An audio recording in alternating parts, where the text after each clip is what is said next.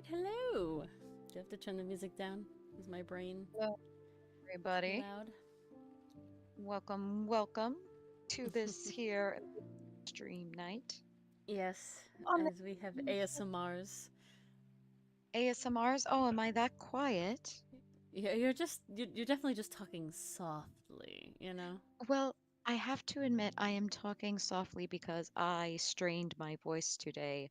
I was pitch Oh, cracking all over the place in my sessions. oh, At one point, you ever try to get a child to say a target word, but the target, instead of sounding like pie, ends up sounding like pie?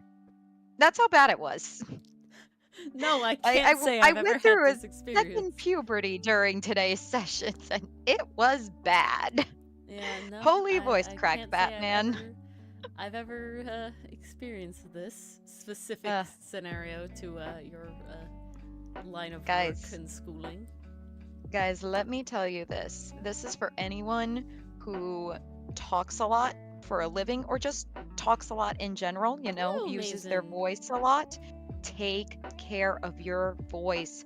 Vocal hygiene, drink water, take breaks, try to minimize the caffeine, says the girl drinking tea at the moment. Oops. I know Um, Mason uses their voice for the theater stuff, so, you know, heed Mars's yes, warnings. water, lemon water, warm water, days of vocal rest, Yeah, Mars, this is your care of trick. your You voice. have to literally come home Mhm. after your like class and before your class and just have the whiteboard. You're not allowed to talk outside of your Mm. classes. No, literally, right? Hello, Aaron. Welcome back. Hi, Aaron. Yawn while you Yawn while keep your you mouth keep shut your before mouth shut. exhaling through your nose. Winnie! Oh, I I've tried never to tried fake that yawn before. and I now just I'm tried really it to yawning. see how it would feel. Oh, No, I tried to fake yawn, and I made myself yawn, and all that sort of stuff. Yeah, amazing. See, that's a trick. So, you know, after that, the times, see, the trick is, you know, Mars needs her voice for obviously like school slash work, but then also stream. So we have to yell at her until she only uses her voice for those two things. And everything else, like learn sign language, Mars. There you go. That's a trick. I technically did learn sign language, but even my class said this textbook is so outdated, no one actually uses these signs Oh anymore. I was like, goodness. wow, what am I paying for? Damn. That's rough, buddy. Wow. It it Oof. was a fascinating class. I think they thought it balanced out because the teacher herself was from the deaf community, and she herself like actually knew and used proper sign because Mm. she was a part of that community. That was the language she Apparently, used. yeah, apparently the consensus is that the best way to learn sign language by far only is from someone who is deaf using it because you like think differently when you're deaf, which makes sense because like life.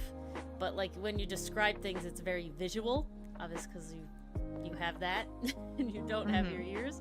But when hearing people learn sign language, they like wordy it up apparently in like a weird way. So it is different for a hearing person that signs than a deaf person that signs. It's very interesting to learn about. I found this YouTuber who does YouTube shorts, and he is a kid of deaf parents, a child of deaf Hmm. parents, and so he knows sign language, and he does ASL covers of the Hazbin Hotel songs. Oh And my it's really god, epic to watch. It's like so really neat to watch. cool. It's really, and he like dresses up, not like full cosplay, but like, you know, like bounding kind of vibes, right? He has like a couple items to give a vibe. It's really cool, really fun, really nice. So I've been watching that a lot more recently, but also, my brain just died, which is a thing that always happens on these streams. But, yes, some of you, I don't think anyone actually here in chat had the opportunity to hear Dylan say that there would be a big announcement on the stream today. But there is a big announcement on stream here today. And, that is that Dylan and I are no longer dating. Now, we've talked about it. It won't affect any of the Ace Attorney videos. We're chill. We're fine. Everything's good. Because the reason we're no longer dating is because Dylan proposed to me and I, of course, accepted. So now we're Ori, engaged. this is not how you tell someone This you're is how getting you tell married. people. This is exactly how you tell people. Now, I had to complete the meme. I had to complete the meme. Yeah. Yes, Dylan wanted to tell everybody. He wants me to tell the story of the whole thing because it's a very romantic. He has raised the bar for everybody.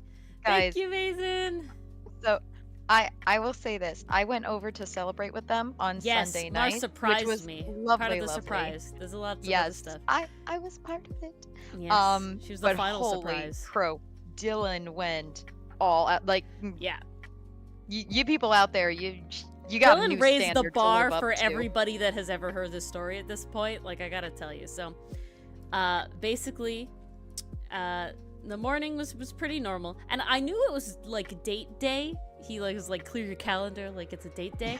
But he definitely kept it like a surprise of what exactly we were doing. But I didn't think anything of it being like particularly, like I had no idea I was going to be proposed to. Like I was like, what? That was going to happen today. But the morning was, just normal. And then in the afternoon, we went ice skating. But we didn't just go ice skating. He had actually called my father and asked him for the recipe of my dad's hot chocolate, because my dad makes homemade hot chocolate that I always rave about. And so Dylan actually called my dad to learn how to make the hot chocolate, and made hot chocolate. And then we went ice skating, and he did better than both of us thought. He did pretty well. I was definitely rusty, but I got back on it. And then we had a little bit of downtime. We watched some anime shows together, just had a nice time. And then we got dressed up. Now, it was really cold, so it was a little sad that we had to get dressed up for the first part, but it was worth it in the end, because obviously it's February and it was like nighttime. But we went to this thing called Astra Lumina, which is like this kind of like a light show art installation at the Botanical Gardens. And you walk through all these sort of installations. Pretty. Yeah, it's very gorgeous. And, it's like only here for like the winter because it gets dark early, right? Yep. And so it was very cold, but it was very beautiful. And then it's like 10 different spots, and it tells a story about like kind of you're transported to like another reality where like the stars come down to like meet you, and they like go back up into the sky, and you like journey through. It's very interesting, very like otherworldly kind of vibe, right? Definitely like alien, sort of very, very cool. And at one of them, that's when he proposed. I was completely unexpected, didn't think that was gonna happen, had no idea that was gonna happen. But it gets even better. So we propose. We have that part. I'm bawling. And later on, they're like, oh, did you take pictures? It's like, I was a mess. My glasses are fogged up. Like, no, we're not taking pictures here. And then we went to dinner at a very highly rated tapas restaurant, because I love tapas. I love that sort of like small plates, get to try a lot of different things, little bites and that sort of thing. But the main surprise on top of that was actually that my parents were there. I didn't know they were going to be there. They had dinner with us. And they like jump scared you. Yeah, they like came jump up scared me behind you My and mom just was, like hugged you out of nowhere. My mom was like a good like couple seconds from being like elbowed in the ribs or something. She scared me so bad. Because we were like late, so we're like rushing, or like trying to find the restaurant, and then suddenly I get like back hugged from behind, and it was just completely unexpected. But it was great because it meant a lot to me that they were there. And then after dinner, we came back to the house, where it turns out Mars was there with dessert. And then we played a card game called Taco Cat Goat Cheese Pizza, where Mars incurred her battle Many scar. injuries were had. Yep, from yours truly. And we didn't even do a fist bump. We did a nail bump. Yeah, a nail to like finger nailed to webbing. like Yeah. figure webbing. They hang out at home watching Iron Chef. Ouch. Cute. Everyone's is of course different. I was very happy that Dylan involved my parents and Mars because they're people very important to me. I was like literally after Dylan proposed, I was like, I gotta call my parents and tell them. I gotta tell my parents. And he's like, wait until after dinner, okay? And I was like, all right. I didn't think anything of that. Like I was just like, okay. And but then nope, there they were. So it all worked out. And then yeah, so here we are. It's odd to say that I'm engaged. It's definitely like a weird, just it's different, definitely odd. Lots of wedding talk, and I'm like, please slow down. Very Yes, chill. Thank you. okay, maybe this will be something you and I talk about later, but I need to know when the wedding is so I We don't can know. Another put in for time. Everyone will know eventually. Not within this year, 100%. Not within a year. Probably like 2 or 3 years. I want to take it slow. I don't want to have to crazy plan anything, basically. But yeah, so very fun. I had a very harrowing weekend because the day before, on Saturday, I got my car. So I had a lot of things happen, and I hung out with Mars. So I saw Mars twice in one weekend, which is wild. I was never That do never anymore. happens. Yeah. It was crazy. But I saw Mars. We hung out, had tea, and then I got my car, which took way too long. And I then introduced literally- her to so many shows. I got her into Free Ring, guys. Oh, okay, I have been binging Free Rin like it's bad. How like fast I'm going through it. I'm if so being honest. happy. Oh my god, it's too good. It's just I was like, I had a really chill day at work today, right? Like incredibly boring, and so I'm just like sitting there just watching episodes of Free Rin, and of course the last one that I end on is like a cliffhanger one. Oh, And go I'm figure. like, fuck.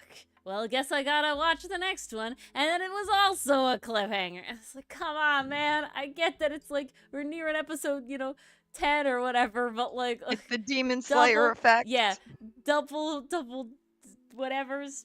And then we got through that arc. And then I, like, did some stuff. And then I still wanted to watch more, so then I watched another one. I've watched too much Free Run in one day, if I'm being completely honest. It's not good how much it took over my life for today. I fail to see how that's a bad thing, you finally got to meet Stark, you got to the demon arc. Okay, why is there an H in there when there's not an H in there? I don't know, I think they just say it that way because it sounds medievally. Okay, because I'm like... Stark versus Stark.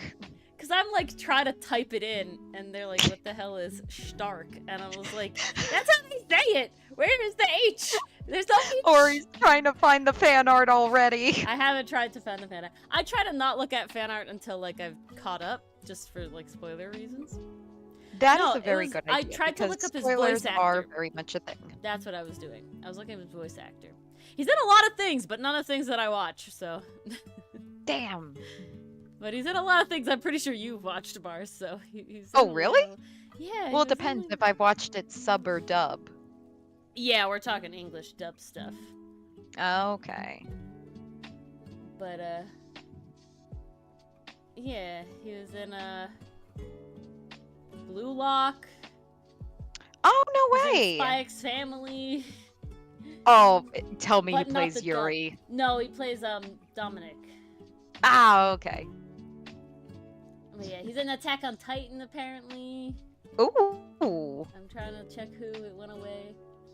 Just Wow. additional voices in that one. A lot of additional It's a voices big and voice stuff. actor. But definitely like in a bunch of stuff. You know? It's just like just not stuff I've seen. He is killing it as Mr. Stark, so... Yeah, Dr. Stone, doing well additional for himself. voices, and Titan and Walla. Okay, those last two I don't know. Those, yeah, I don't know. Yeah, Dr. Stone, Titan, and Walla. Interesting. Fire I have Force. only watched those in sub. Yeah. Black So sad. Clover. Genshin Impact, Golden Alligator, and Nogata. Wait, he plays the golden alligator in Genshin Impact? What? Yes, apparently. There's a golden alligator in Genshin That's Impact? just what it says. I'm looking at IMDb. That's what it I'm says. looking this up now. Golden alligator? I think I just spelled alligator wrong. Oh. Okay. Holy Wow, this event fuck. was 3 years ago. In Wait, what'd Millionaire you Detective discover? Balance Unlimited, he's Ryo Hoshino. Oh. Okay, so he's always played good boys. Yeah. Damn. All right. Okay, mind blown. Mind blown indeed. Yes, I've gotten Nori obsessed. But yeah, I'm so they're all Mission things that I haven't accomplished. watched in the dub. I've watched in the sub. So it's like, Yeah, I have know. not watched these in dub either. Yeah, additional voices in Fairy Tail, additional voices in Ace Attorney, like a lot of like additional stuff, you know, like side background characters apparently. So glad to see him getting some more stuff because he's good.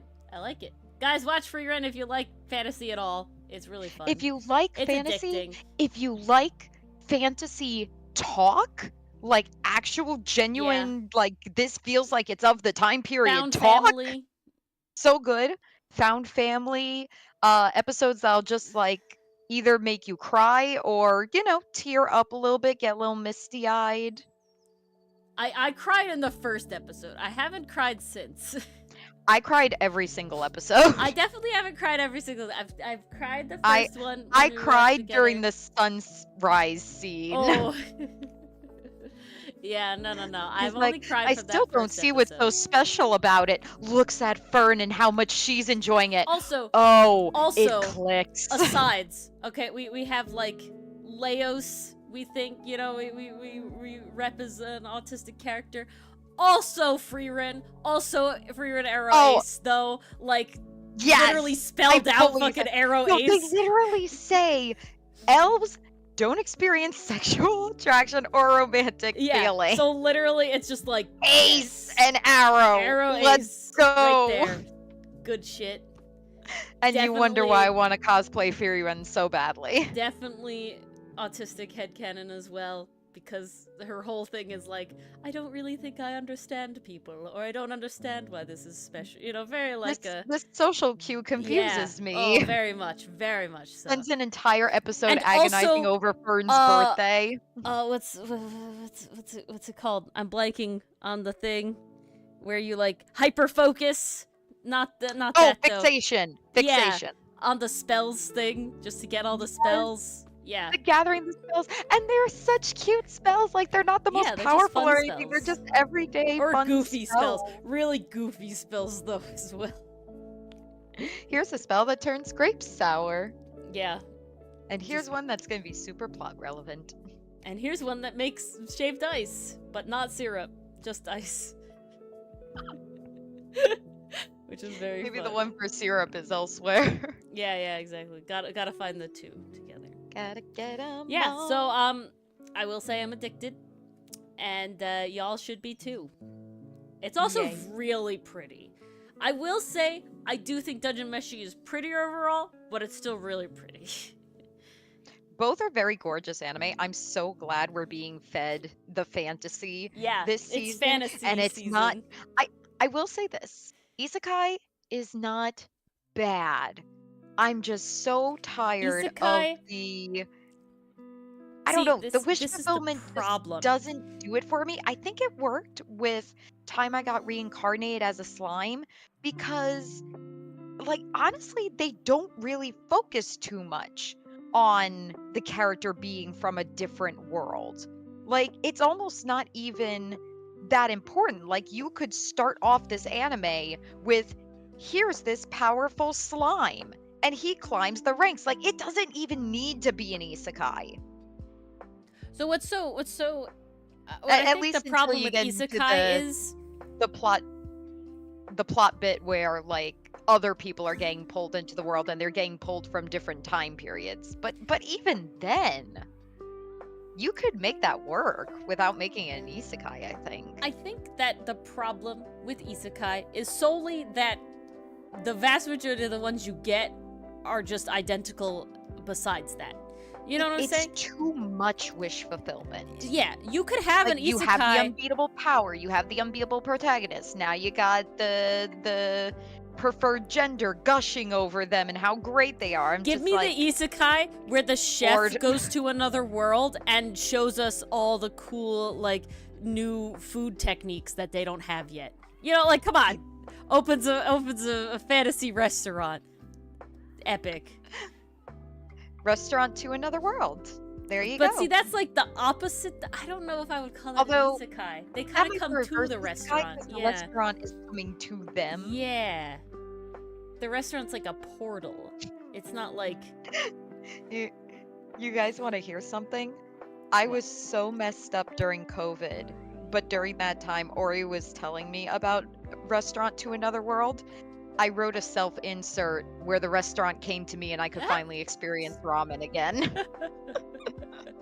Wow, guys, that hit Mars hard for COVID. That's how much COVID broke me.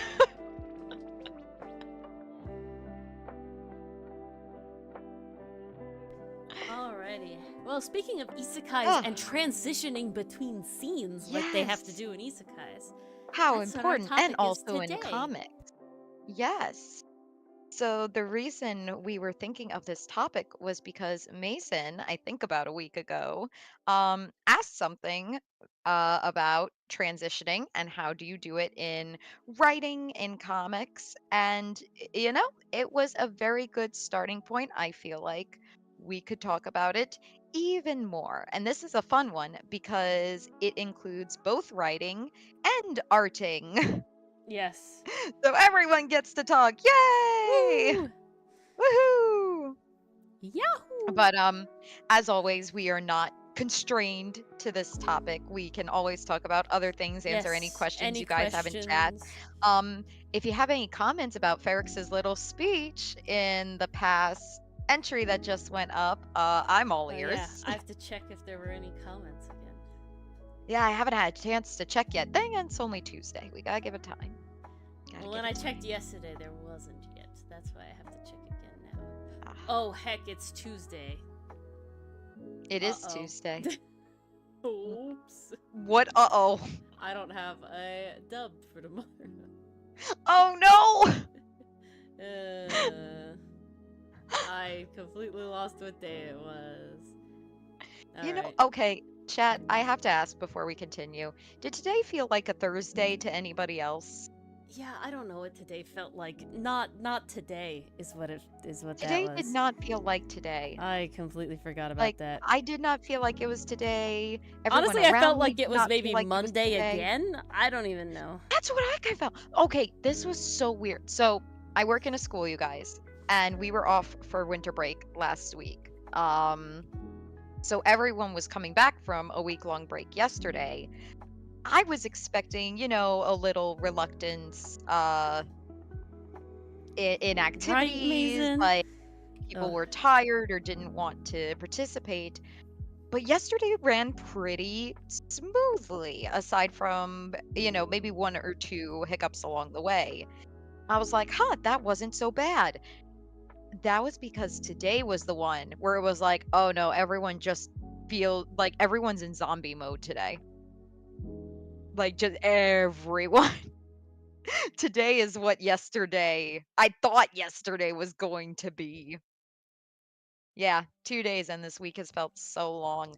I don't understand that math, Mason. I don't know what happened.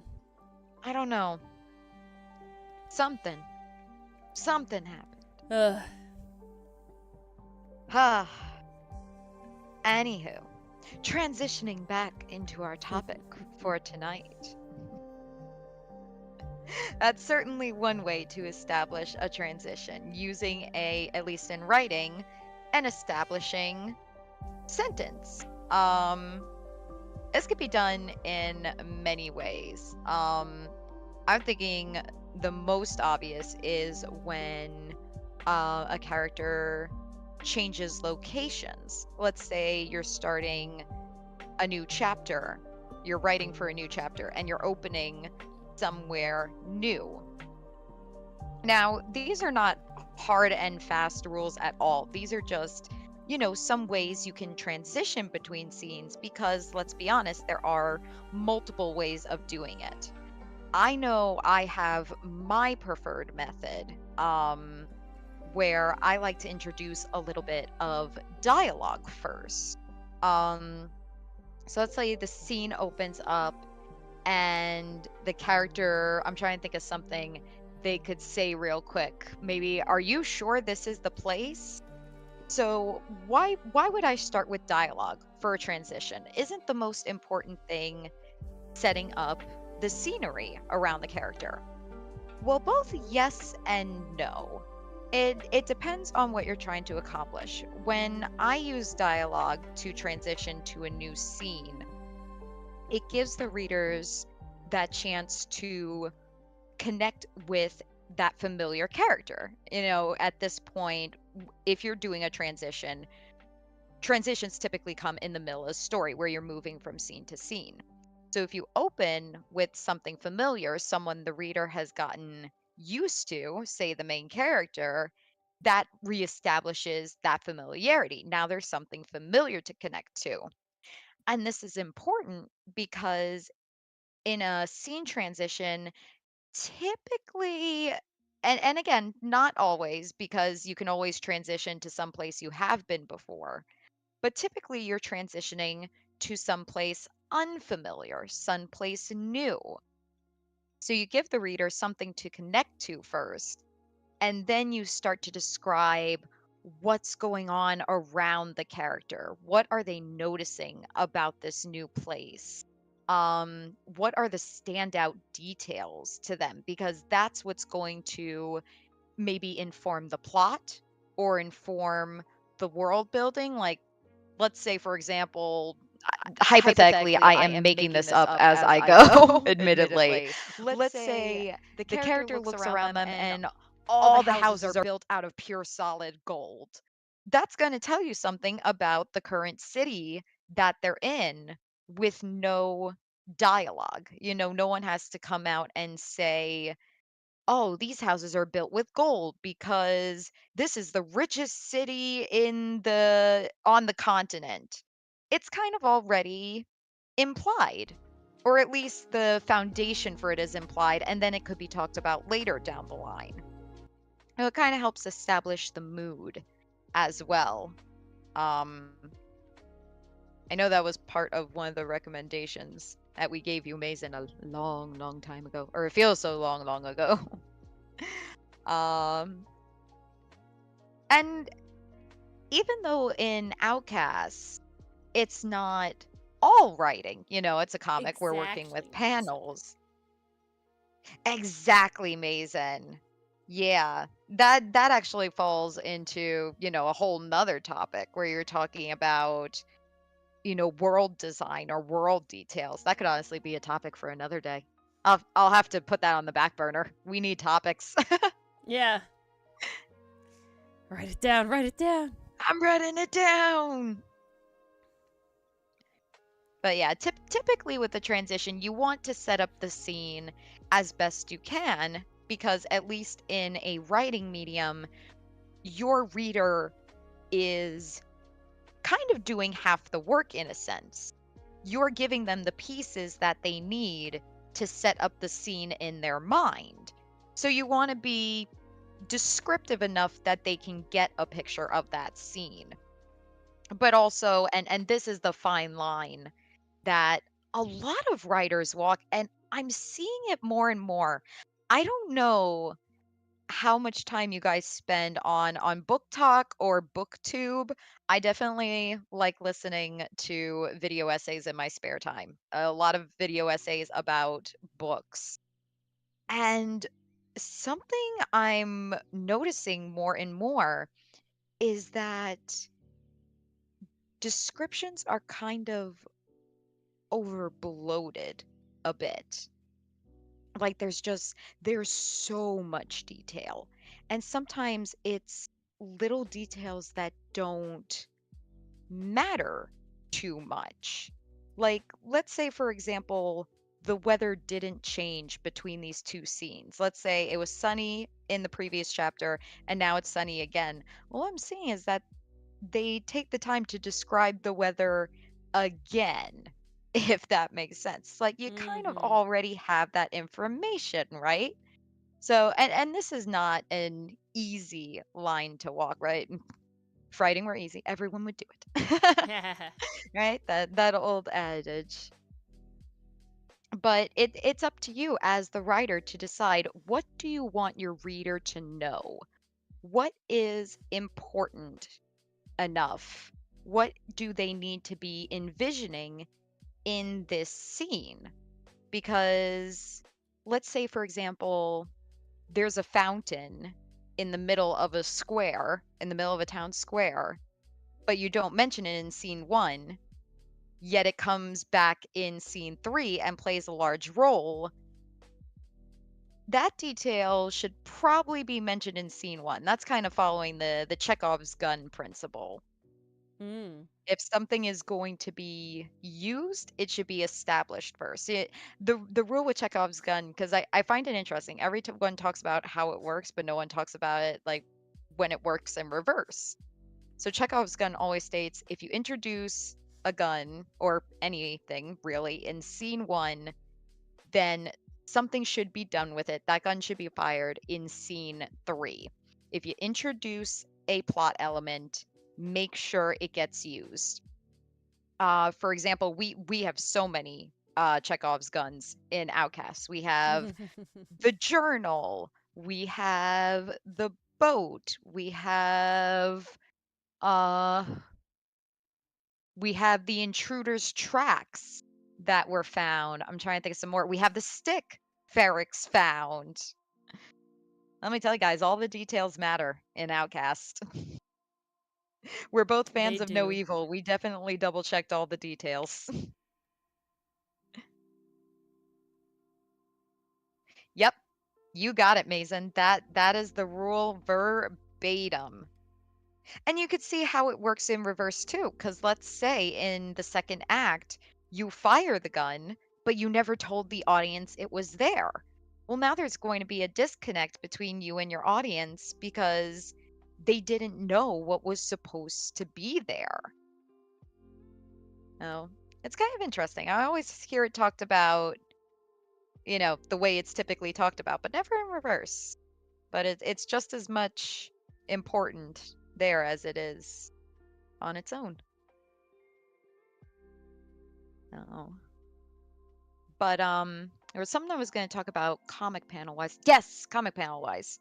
So, Outcast is a comic. We aren't in a fully written medium. We have some visuals to work with Yeah. as well. So, I'm trying to remember, but I'm pretty sure if you've been reading and keeping up to this point, there are definitely pages that open with, here's some dialogue first, and then here's the scene, here's the characters, and then we kind of expand on that. But now we have the visual element to throw in as well, because now we can show the scene, we can show the details we want the audience to be paying attention to. We can zoom the camera in on something specific and then pan out. Or we could do it in another way. We could focus on the character first and then zoom the character out to show the wider world. In this case, in storytelling, often the main character acts as an audience. Surrogate? What word am I looking for? Surrogate. Surrogate. Thank you. I'm like, it's not surrogate, but why is that coming to my mind? Surrogate. Thank you. Much appreciated, Ori.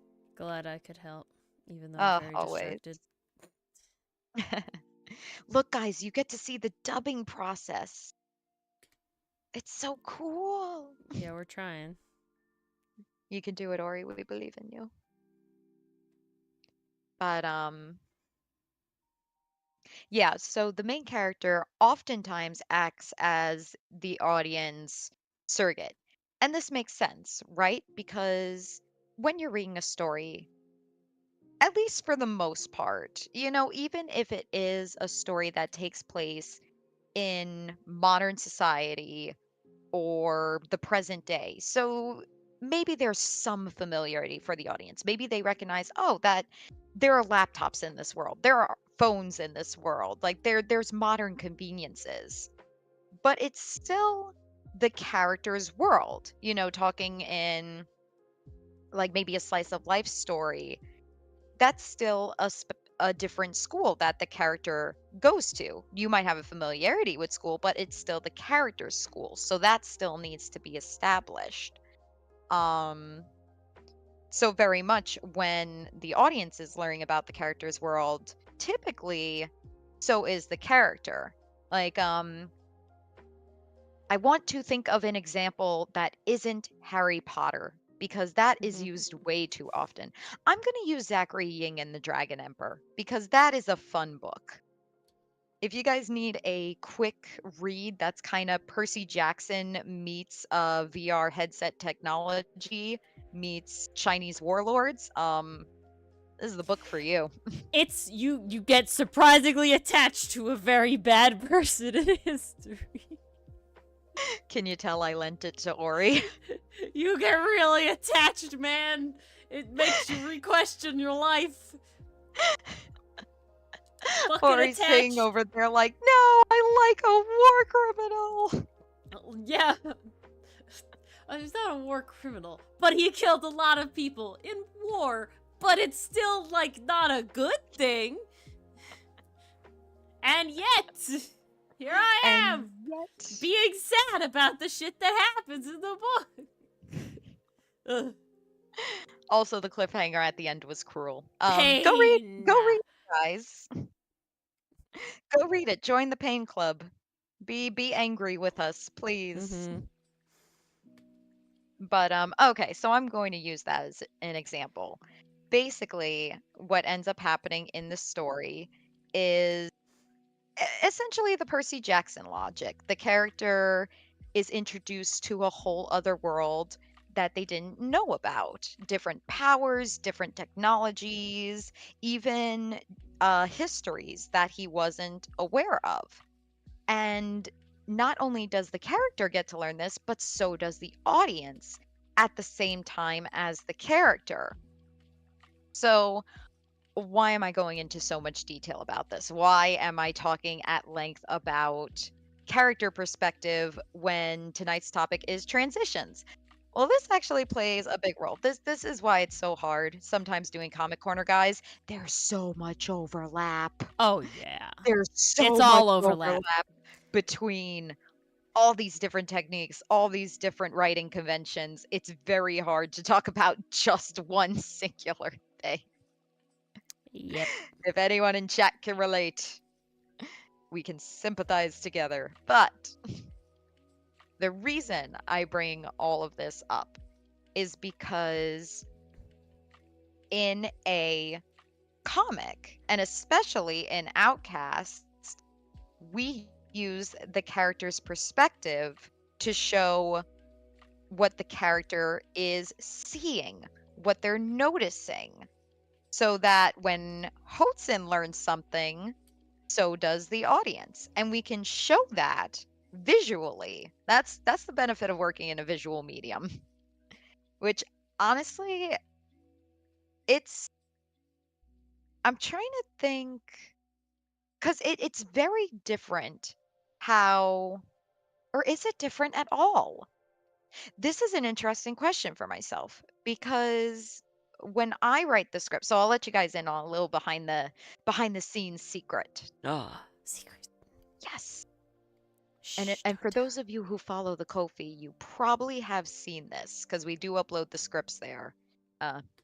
Actually, I think we have to upload more tomorrow. Now that I remember. It should have been today. Oh, well, yeah, we do. Yeah, you're right. Never mind. Yes. God.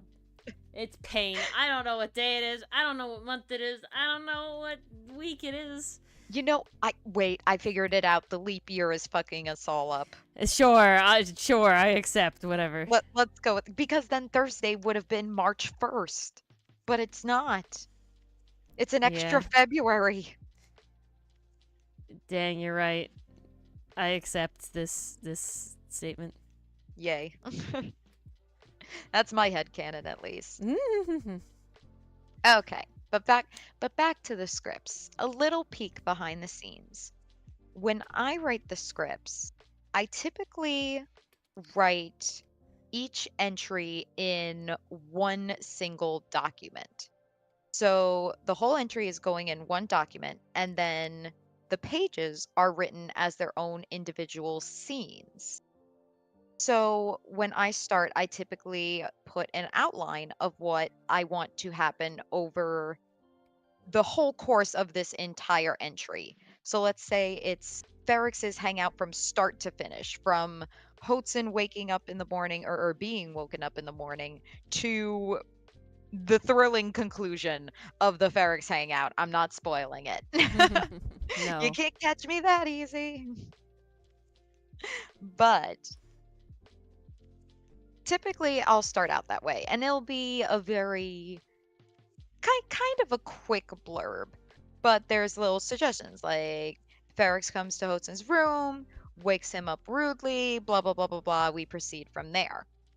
Where things get interesting is when I start writing summaries for the page entries, the individual pages. Um, because with those, oftentimes I will write not a lot, but a quick little something about what the character sees in the scene. Like take Sinet's hangout, for example. I definitely I I am positive. I will double check, but I am pretty positive that I wrote in Hotson is in awe of the sunset, or he pauses to take in the sunset, because that was a very important moment that we wanted both Hotson and the audience to appreciate, because this whole hangout was even though there were some hiccups along the way. Hobson put his foot in his mouth a couple times. This hangout is the most relaxed of the three hangout arcs. Ferrex's is already full of tension. Aster's was definitely, I'm going to use the word suspenseful because he didn't talk too much and it was making Hudson nervous. He didn't know what to expect. Meanwhile, with Sinet, Sinet was very honest with him, very upfront, very welcoming, and Hudson opened up to that. So we wanted that to kind of reflect in the environment. Like, not only is he in, like, almost in awe of being welcomed in this way, now the environment reflects that awe as well. And hopefully it worked on the audience as well. I can't speak for you guys. You guys will have to let me know if it did or not. But That's the secret. We can that never is know. it. I'm trying to think what else to talk about in transitioning, because you can use it to set up character perspectives. You can use it to establish some world building based on what you focus on. Transitions are honestly like it's both a technique, but it's also such an asset to your story because you can get so much done in this brief span of time. Like you can show how places differ from one another. I know this was an example I used when I was speaking to Mason directly in the Discord, but the Warrior Cat series, for example, Mm, that a one, classic. not so much transitioning between chapters, but in this case, transitioning between locations. And if you really think about it, by design, each location in the Warrior Cat series was very distinct.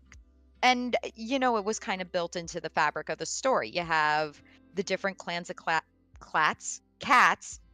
The different Wow. cans of clats. The different cans of clats, yes. The different clans of cats who all had their own specialty. So like it made sense that River Clan had lots of rivers and lots of reeds and very, almost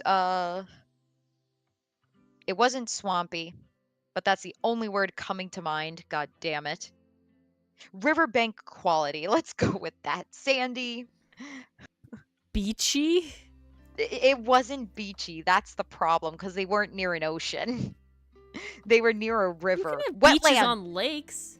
Wetland. That's the word I'm looking for. The technical word is a fen. Oh. That's specifically a wetland made by a river. Fascinating. Yes, a fen. F-E-N. I learned something new today, you guys. Yeah, so this is a very quick aside, but I'll nerd out for a second. Hello, Oscar. Good evening, Oscar. Wetland is the general term for that sort of thing, but we have words that specify exactly what they are. Woo! Very neat, very neat. A marsh is on the side of a body of water, like a lake or the ocean, versus a swamp is specifically Marsh. Oh my gosh. Thank you, Mason. yeah. Frickin' marsh. So a marsh is on the edge of like a lake or the ocean or an inlet. Did I mention zombie mode today? Yeah, vibe though. A I couldn't think of the fucking word a marsh. swamp has like underground water. It's not like itself a like a body of Hello, water and then around it. PCM. And then a fen is made by a river. I feel like I'm forgetting one more. It'll come back eventually. But continue now. See, this is the trick, guys. You may be good at writing, but guys, words are hard. Brain worky is tough. Making the brain work is hard. That's why you can't just like normally just spit out a book and you're good because you have to make the brain work. That's why it can take years and years.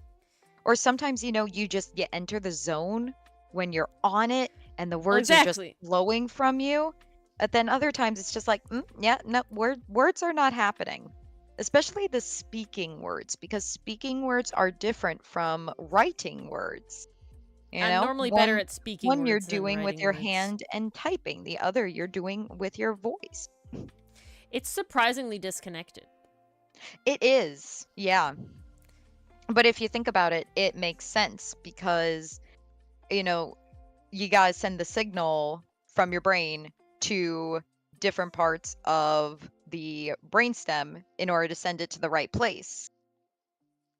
The muscles that move your face around are not the same muscles that move your fingers around. Mm. And the nerves that receive said signals are different too. The human body is fascinating, you guys. You wanna know something that my parents were really nice for me one year? I don't like writing. I consider myself bad at writing, and I had an English teacher once that was like, Ori, when you talk in class and you describe the whole thing, it's great. Like, you're so good. But when you write, it's like very, very different, and it seems like you struggle. You should write how you speak. And and first of all, like, yeah, harder than it sounds, though, just saying. But two, I told my parents about that. And this is like way before, this is like early smartphone years, okay? We're really not like into a lot of like the Amazon Echoes and the Google Assistants and everything. A lot of the text-to-speech stuff was not like a big thing yet. Mm-hmm. They got me this program called Dragon. And it's specifically like, it came in like the box with the disc and everything. Like, we're talking the old school. And you boot it into your computer, and it's a text-to-speech program, basically. That's all it is, specifically for that purpose, to use speech-to-text. Sorry, speech-to-text, not text-to-speech. I'm going the wrong way. Speak to text. And so I would write all of my, like, papers and everything from, like, 11th grade through college with that service, because then you negate the need for the fingies. The fingy brain connection. Very helpful. And there you go, guys. Life Worth it. hack. A very useful Christmas gift. The modern equivalent of socks, you know? Like, I needed it. Seems like it saved Ori's life. Yeah, I actually did good in those classes in the end. Oscar PCM, to catch you guys up, we are talking about transitioning. We have talked about in the context of how you can use it to further your story, paint a picture in the reader's mind, show the character's perspective. And right now, because I derailed and forgot the word marsh, we were talking about transitioning between locations in a story. Because honestly, that could be a really hard thing to do. Like, let's think about it. How do you know you're in a different area in the story's world? How does the author communicate that to the reader? Well, one very easy example that I actually gave in the Discord the other day, and one I was giving right now before I forgot the word marsh, was the Warrior Cats series. Um, and like I was saying, it's essentially built into the fabric of that story. You have the different clan cats, and they each have a specialty, and the areas that they live in reflect that specialty. Um, you could also say that the specialty the cats have reflect the area they live in too. It kind of goes both ways. Um, but River Clan is very distinct. It has rivers and marshes, and the cats there are good at swimming. Then you have the open plains of Wind Clan. You know, there's lots of room to run. It's very open, not a lot of hiding places, but there's lots of tall, windswept grass, which makes sense. These cats run very fast. Being quick is their specialty. And when you're reading the books and they describe the cats walking between territories, you know, you go from the trees and woods of ThunderClan, and then suddenly they say, "Oh, they're at the river." They look across and see the reeds. Now you know, oh, we're on the edge of RiverClan territory. Now this is a very distinct way of doing it because you know, not everything is so obviously different sometimes. Like, I'm sure in real life, I know I've had this moment where, you know, one town looks exactly the same as another. It's definitely possible. Like sometimes there is no telling the difference. I Towns are would built in an say, efficient way. oh yeah, built for efficiency, not fantasy, which sucks. I I miss ornate designs, you guys, especially in towns. But you know, that's the benefit of the medium because when you're making up a story, here's a trick. You can make the places as distinct as you want. Yes, if you make a story or a D&D campaign, you can make every single location based off a specific kind of food. Exactly. Well, Ori, sounds like you have experience in that. Care to share with the class? Your doctor, Perry. But Oh, please consult a medical professional. We are neither. yes, no. Yeah, basically the first D&D campaign I ever ran, every location was specifically based off of food. One place was bananas, one place was wheat, one place was sugar and milk and cinnamon. So there was all these sort of, different areas, and thus they were all based around the plant that grew said food, or animal that made said food, like in the case of milk. And but also, like, the sugar It's place Cowtown. was like made of snow and sparkly, because it was sugar snow and all these sorts of things. So they looked very, very different.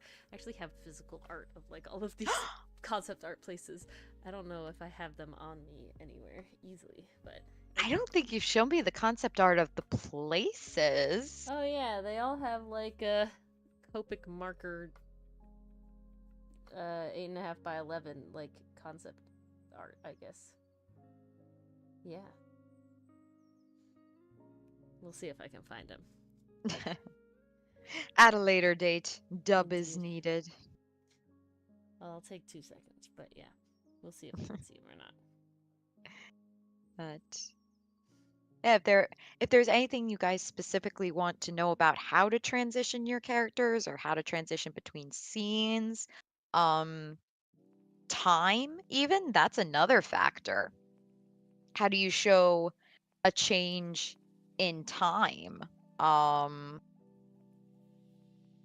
I'm trying to think how I would go about doing that because I know in a visual medium, this is kind of the classic cameras on the characters, camera pans up to the early morning sun, screen crossfades, sun is now lower in the sky, camera pans back down, and the group is still walking, trying to get to their destination. So by seeing the change in the sun position, we know time has passed. That's a very classic example with a visual medium. I have seen that in so many shows. That's like the classic go-to. Um yes, smoothness PCM. Yes. Nope nope. You are absolutely right. All the noop, every Nope noop, nope. All the everybody noop way. noop.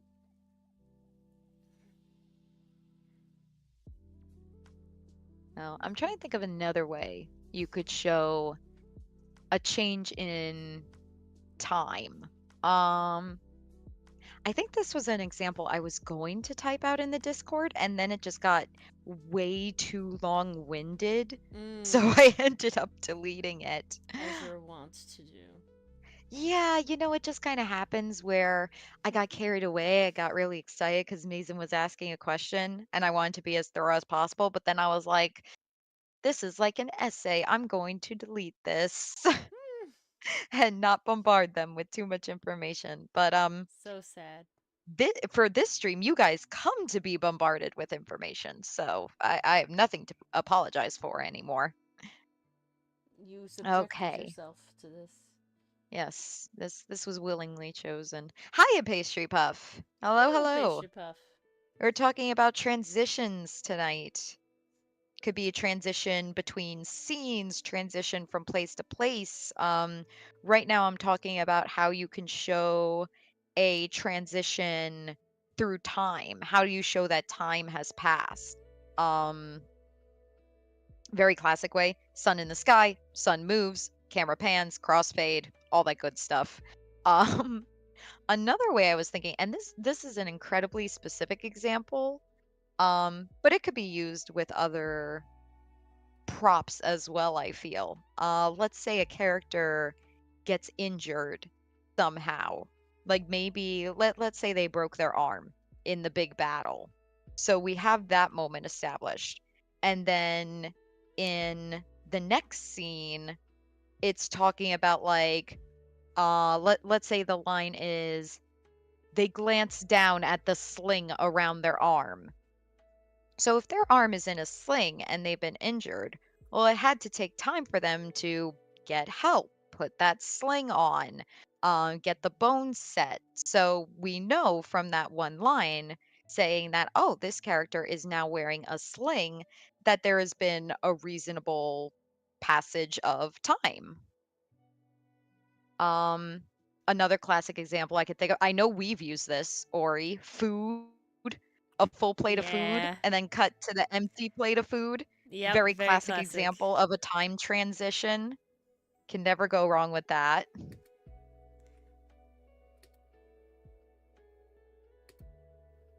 And then you also have the moment in Outcast where Hotson's telling the story of how he ended up on the island and how the captain found him. So when I was writing that entry, it would have been very painful for Hotson to reiterate everything again. It would have been painful from a writing standpoint, and it would have been painful from an audience perspective because the They audience already has knew what already happened. read it. Yeah. They've been on the journey with Hotson since the beginning. They know what he's been through. They've seen him meet the captain and go through all that. That's not something the audience needs to hear again. That would just be redundant, right? So, what I decided to do there was incorporate a Yeah. little bit of a time skip. It begins with Hotson saying, like, oh, it's a long story. And then Aster goes, well, we got time. And time they do have, because in the next panel, Hotson says, and you know the rest. So what's implied there is that Hotson explained everything, and now it's later in the evening. Remember, characters loudly exclaim. Other transitions we used, fires dying down, Fires dying down. Yep. um, filling up And sacks that of and that can food. imply a very long passage of time, because it can take fires a long time to die down. Yeah, filling up like sacks of food when Yep. they're gathering stuff with Sinnit and everything. That's one. Um, I also find like walking, just the act of like walking, even if you Mm. end up at a place that is kind of similar or the same of the daytime is, a thing. Like that can help, I find. Yeah. So you got not just the time transition, but the physical transition as well. There is also the like this is one we did, which is interesting. So in I believe it's journal 2 entry 1. No, it's journal 1 entry. It's entry 1, and it's we have Hotson do his thing on the island, and then he's like, I could get used to this. And next we cut to Milano landing on the beach. Now that time had passed, right? He didn't Mhm. immediately land on the beach, but the daytime looks the same. It is a different location, beach versus forest, but it's a different character in a different place. So that doesn't really denote time. What we did there is that Hotson wakes up in his lean-to. So his scene change is what sort of cues you into, oh, this is the next day. Yeah. Well, what's implied there is, oh, Houghton was sleeping before. He was Yeah, completely but he knocked out. didn't He was but he resting. also didn't fall asleep where he was eating berries before, right? He didn't like take a cat nap and get woken Yeah. up. He specifically went to his shelter where he fell asleep and then gets rudely awakened by And Milano yelling, that's "Intruder!" the key there. Some Yeah. pieces of media take the method of formats that state the time of a scene when it begins. Oh, absolutely. There's a very effective example of that in Freerin, actually, in which so Freerin, to give a very quick synopsis, is it, if you guys were here for when I rented last week, I'll keep it very short. There's an elf. She lives a very long time. She goes on an adventure with her party. 80 years pass after they finish said adventure, and now she's trying to learn more about people and appreciate the precious time they have here on this planet. Because she views time differently as an elf. That's a very quick synopsis of what this anime is about. But what's important in that show is the passage of time. The passage of time is a massive theme and so important to the structure of the story that they begin episodes by saying how many years have passed since the OG party split. So in the corner, you might see written out 28 years have passed, or 29 years have passed, or it's the 32nd year. So it's very on the nose, right? Like, it's stating exactly how much time has passed. There's no inferencing that's needed. There's no background details that the audience needs to pay attention to. It is right there, front and center for the world to see. But it's effective because immediately the audience knows, okay, this is how long Freerin has been on this journey. This is how long they've been traveling. They have finally reached this part of the country. It all clicks. It all comes together. Um, so yeah, very very effective method. And it definitely depends on where and how you're using it. I'm I'm trying to remember, but Ori, please correct me if I'm wrong. I feel like there is a entry where we have a journal strip that says something like sometime later, or like it doesn't express the specific passage of time, but it does reference a passage of time. I feel Not like that we've I done can that. think of. No. No? Maybe No. that was in one of the deleted entries. Maybe that was in the It might have first been one. the only one I can think of is one coming up that talks about like the past few days or like 2 days or something. Maybe Like that's what I'm that's a thinking of. future one that I can think of because we specifically had to be like making sure that all of the times like line up with that That's one. right. Oh So man. Okay, so I'm sorry guys, you haven't seen this example yet. I apologize.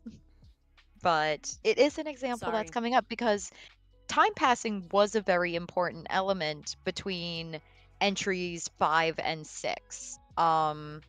There's a pretty big passage of time between those two entries. Probably the biggest one thus far in the series because it's multiple days. And we really wanted to establish this because it was important to the plot. So that's why we had to specifically spell out some days have passed. Mm-hmm. Many days have passed. Another totally usable immersive method is to always put a clock and calendar at the top right corner at all times.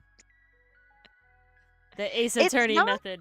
No, the it's Ace not Attorney method. ineffective because Have a I have clock. seen that in video games. I've seen that in the Persona games. I've seen that in Fire Emblem Three Houses because those are games where the passage of time is important to the gameplay. You know, you only have so many days to go into the dungeon and rescue the person who's trapped there before their Celeste impacts by the shadows that live in the No. shadow Celestin world. Pax is for a very specific thing. Okay, then what do we use for the other one then? Literally Deleted from the server? I think we can say like killed. Ace Attorney is all about murder. I don't think that one's the problem. Okay. Why I do think I it's keep literally you just know the Celestin Pax one. this is the problem, guys. Exactly, Pastry Puff. I'm very proud of that one. TikTok and Shorts has me thinking every quote unquote bad word is banned. TikTok is particularly stupid. Yeah, that's the problem. On YouTube, you I gotta keep do a seeing it lot harder censored, for so it that. makes me think I need to censor too. Yeah, no, I think literally Ace Attorney is murder mystery, the game. You know, like I can't imagine that that's the problem.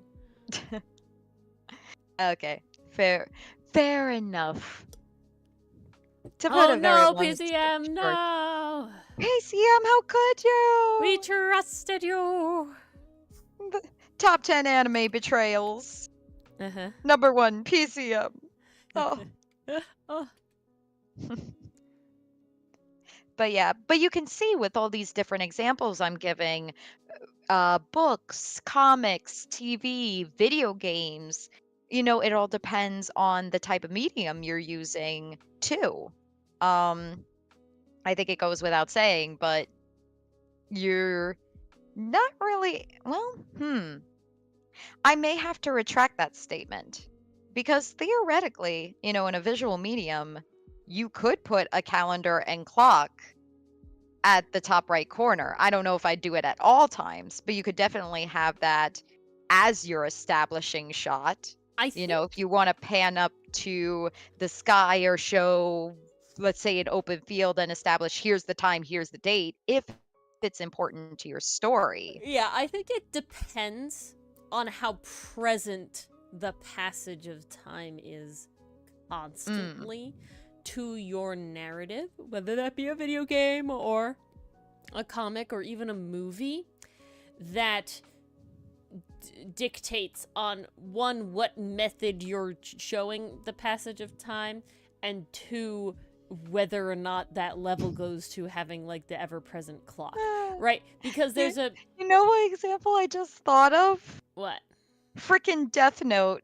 And it's constant zoom-ins of watches and clocks that show the seconds slowly ticking by before someone dies. Well, yeah, but see, that's like It's a not very exactly like passage of time, but that's more so done for suspense. yeah, I'm talking about like you talked about how that game where you have to go into the dungeon before, the people die or whatever it is, right? That is a very important like I need to get my tasks done. Think of Majora's Mask, right? There's a Mm. freaking countdown in the corner because you are literally fighting the clock before the world resets, right? It is important for you to constantly have this ever-present awareness of the passage of time, right? In something like Ace Attorney, where it really doesn't matter very much how long it's been because it's literally always takes place over the course of like 3 days because that's how the trial system works. They put it in a way where I don't ever have to actually notice it. I know it has a time card at the start of everything, but if I'm being completely honest, at this point, without any dun-duns, I don't read it because it doesn't really matter. I forget completely. But oh well, there you go. Aaron, no spoiler. Be careful. Don't spoil though. We do plan on playing that plan on one. playing that one. The Ghost Trick being made by the Ace Attorney people, being made Yes. by Capcom, that totally makes sense. But then in like, but then also, you talk about having like, zoom ins to the character, to the calendar. I'm sorry, to the calendar, right? I would say that that's a good way if the specific date, month, or day of the week is important to the narrative, right? I don't think that if you're just saying that it's tomorrow, I need to know that tomorrow is, February 29th, or whatever it is, 28th. Unless right? something significant is going to happen on But that if it's date, like, be important to the character. yeah, if that date itself will be memorable, or it matters that it is a Thursday, or it matters that it is February, right? Like if something that a calendar provides you, then you could use it, right? If it's something circled like anniversary or doctor's, like birthday, whatever, like those are very calendar things. But then when you have like Outcast, one, their telling of time is definitely more, ancient. So, we're talking like sundials and stuff like that, or you don't have watches, you don't have like a sort of time. They're using the good old sun to figure it out. A lot of the sun and the stars, and thus their perception of time as just people existing in the world is not as down to the wire to the minute. It doesn't matter. The sun is right overhead. Oh, it's probably time for lunch. Is the sun starting to set? Well, we better wrap up and go meet for dinner. They don't need it to be 8 o'clock, right? 5 o'clock. It doesn't matter. So, but that means that just the leisurely sort of like time is sort of present. And you could see that with how Hotsun interacts with the other characters and how the other characters interact with him, right? They tell him to come down. Oh, was I long? Aster's like, I don't really care. Sun's still up. Time's still good. What does it matter? I told, you were told the morning is what it is. Versus Ferric is like, no, I told you now. That wasn't now. And anything else was going to be not good enough, right? You should have been following me out of the room. And no, you didn't. To be fair, nothing would have satisfied. No, nothing would have satisfied. But that's the point, right? But that's the exact point. Absolutely. We don't know how long you as readers don't know how long it took Hotsun. I don't know how long it took Hotsun because it literally doesn't matter how long Hotsun took. Hotsun could have literally been upset. Right out the door. Ferrix would have found a way to yell at him. Exactly. Versus the complete opposite of you don't know how long it took Hotsun to get ready to go meet Aster, but Aster didn't really care as long as the sun was up. And that's an interesting way of using a time transition to say the passing of time didn't matter. Yeah. There's some 4D chess for you. Exactly. And then on top of that, in Sinnots, we don't get any of that either way. They're just going. They're doing the thing already. It doesn't matter at all how long it took, how long they didn't take, because they're already doing it. So it's very interesting there, that way to look at it. Yeah. So many ways to use transitions. that's why it's always I know for me as a writer, I enjoy writing new scenes. Like I like the setup, I like the payoff, I like laying the pieces that'll eventually build to something bigger later in the chapter. Because it's essentially about just getting the details in there and making it easier for yourself to write later on. If you have this stuff planned out and laid out from the get-go, then there's kind of little you have to do when you get to the middle besides from connect it all and explain it. And it is a very fun process. I may be biased, but I enjoy it. Right.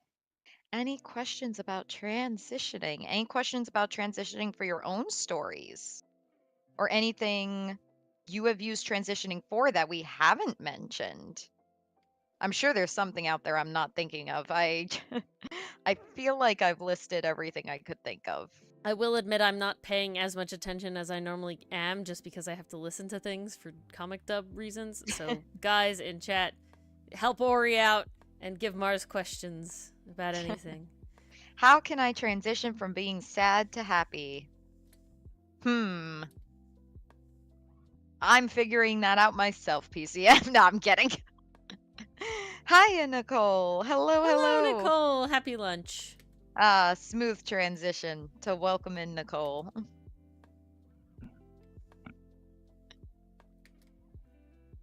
Oh, that instantly makes you happy, PCM? Well, there you go. You figured out the secret. What makes you laugh or feel fun? I gotta admit, playing Taco Cat Goat Cheese Pizza was the hardest I have laughed in a while. Like, that was full It's head a on funky the game. table, racked by full body Okay. shaking laughter. What about the last D&D session, though? Okay, that was also hilarious, but I never put my head on the desk. Okay. Mars was very sad because she would constantly groundhog when she meant to gorilla and then just give up, even though half the other people also groundhogged instead of gorillaed. But you already made it there. It was a lost cause. No, the amount of times that you like put your head down and then Doug had to gorilla and like fix himself, but you were already given up.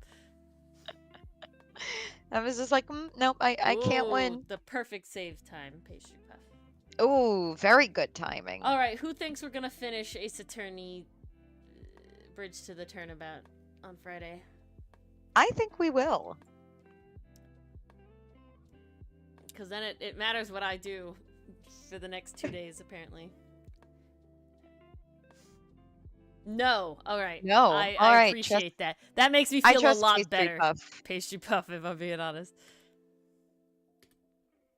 I trust Pastry Puff. Pastry Puff is the Ace Attorney aficionado. At least next Friday. Okay, Ori, you got time. All right. Beautiful. Lovely. We love it. I enjoy that. Yep. I like how Ace Attorney transitions between investigation and court segments.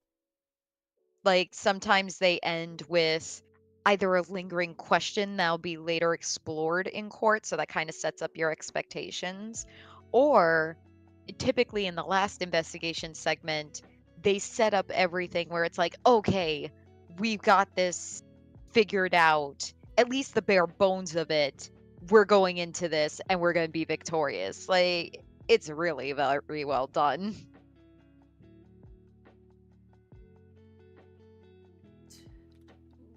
I'm just surprised how, well, I shouldn't be surprised how long this court case is. It's what would have been the final game and the final turn. You know something I really enjoy about They're going Ace out Attorney? with a bang. They set up the 3-day trial thing, and then they have a fair amount of trials that do specifically take the full 3 days, but it's not all of them, and it's not always the last trial as well, right? I do enjoy that they make it so that the last trial isn't automatically it's going to be three court days, right?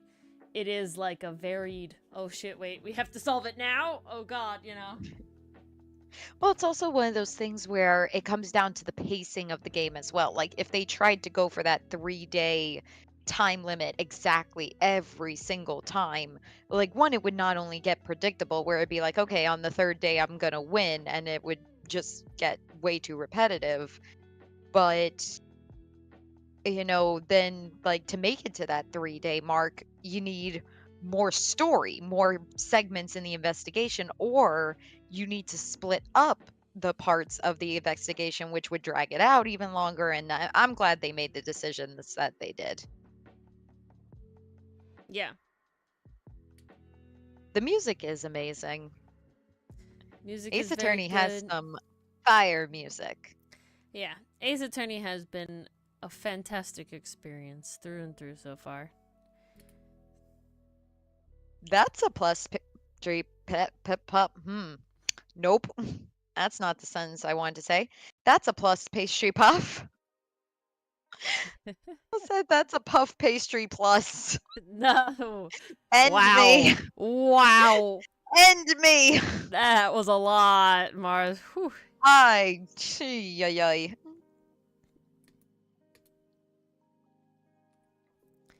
I'm drinking my tea. I'm trying to get the caffeine. It's not working. Oh my god, I was so heckin' beat yesterday. I went to bed so early for normal Ori. Dang. You're usually up until like 1 a.m. or 2 drawing. No, not these days, man. Oh god, not when I have to get up at 5 a.m. Jesus Christ. No. Ew. I go to bed at 11:30 Ah. like a normal human. But yesterday I went to bed at like 10:30. That's so early. It's early compared to normal, Ori. And I got to sleep in a little today. I get to sleep in a little tomorrow because my job sites are only 15 minutes away. Pastry Plus is the new baking channel that you can subscribe to. Oh no, it was Puff Pastry Plus. Yeah. Puff Pastry Plus. Yeah. Okay, what's a good commercial? Puff Pastry Plus for the baking addict that needs more content. I don't know.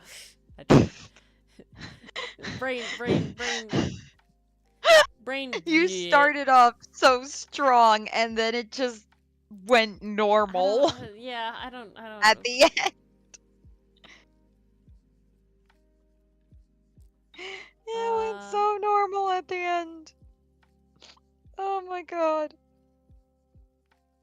Yeah, I don't know. It's not. We're not.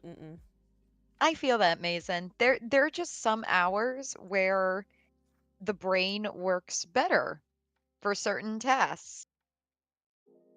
I gotta say, okay.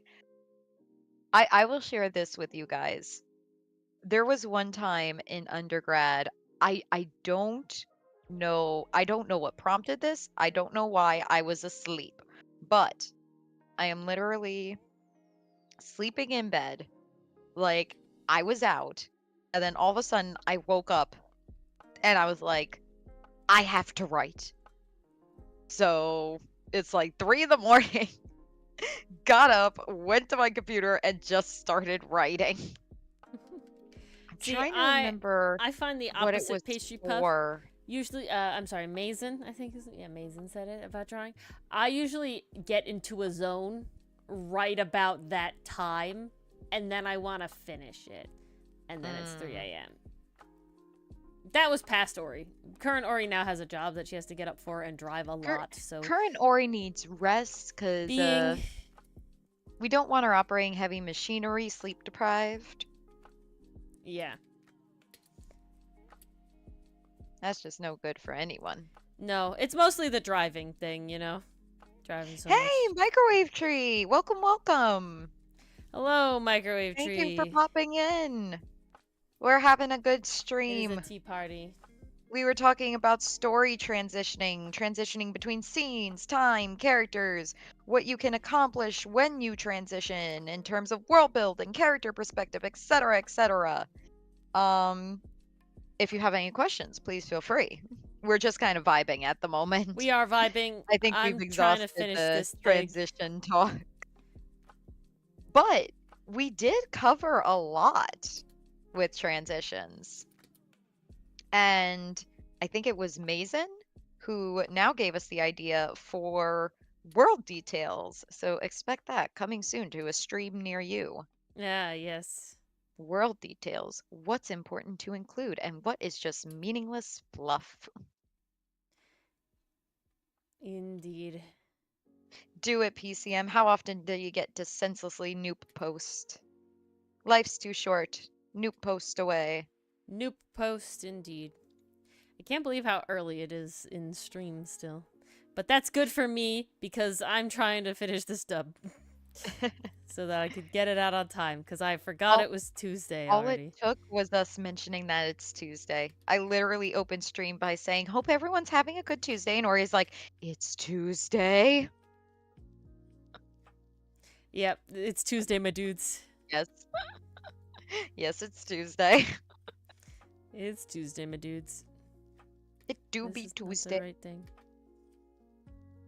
Oh, no worries, PCM. We all have lives outside of our stream identities. Gotta do what you gotta do. Indeed. Have we Ooh, a a favorite scene favorite transition in scene Outcast? transition in Outcast. Ooh. I know the one I like the most. And it's not necessarily a typical transition. Like, we're not leaving a scene to go to another. It's actually happening during the scene. I think, Ori, you share the same sentiment. But it's the passage of time in the Senate hangout where When they're Houghton and Senate conversating are together. talking. Yeah, and the sun is setting in the background. So I do like that vibe a lot. That's a passage of time thing. A transition thing specifically, I think my favorite that's just near and dear to my heart is the like Hotson's on a journey. He sails off into the sunset. It's nighttime, and then bam, he's wet, soaking wet, alone on a beach. It's Really got the scared. vibe of what's the worst that could happen? Yeah, Dong. yeah, exactly. It And I happened. really do. One, I really like that Hotson, like the art I did for that soaking wet Hotson. I'm very proud of it. And two, I just like the vibe.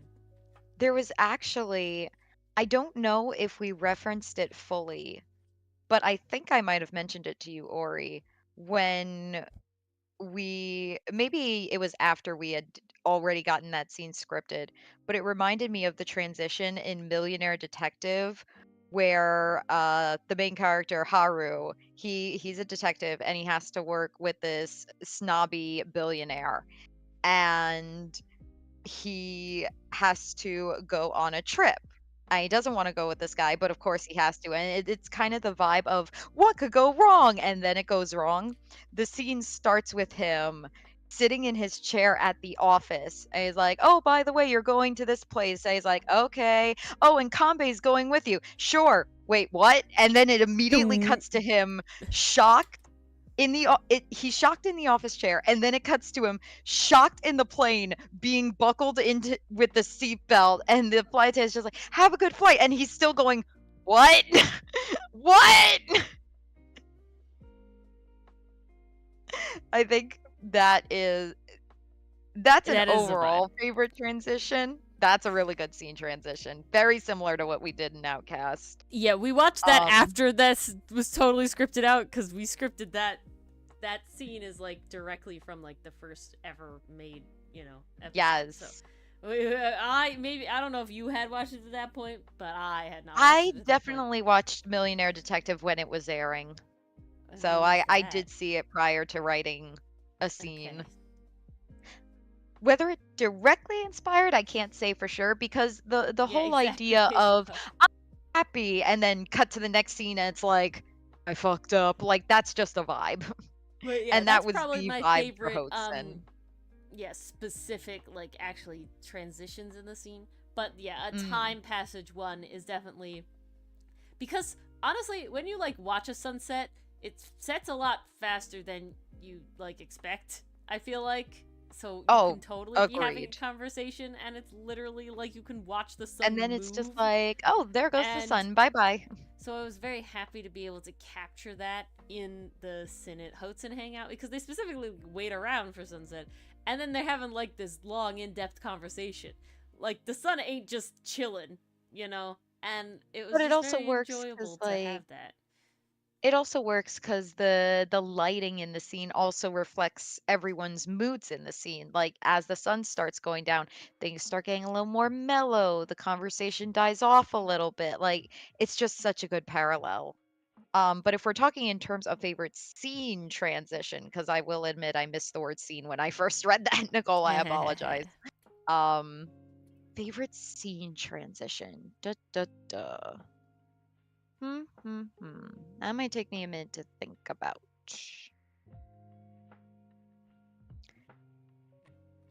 I do Uh, like you know, in yeah, okay, go I on, think I Mars. know the one I like. Ooh, what is it? Is the transition between Hotson in the treehouse at the end of one of the entries, and then we return. Like this is a long passage of time, but it's still kind of that idea of, oh, he's still in the treehouse at the end of this. And then we showed the passage of time by showing other characters in the background, and we saw some different scenes. Like Sinnett was exploring his area, Aster was in his area, Ferrex was doing Oh, his thing. okay. I know what You you're know the one I'm talking talking about about. I now. just can't remember the Yes. entry number. It is the one I will say in a second. Noop is getting her arc. Nice, PCM. I hope good things happen to her. Only good things. Entry 2, page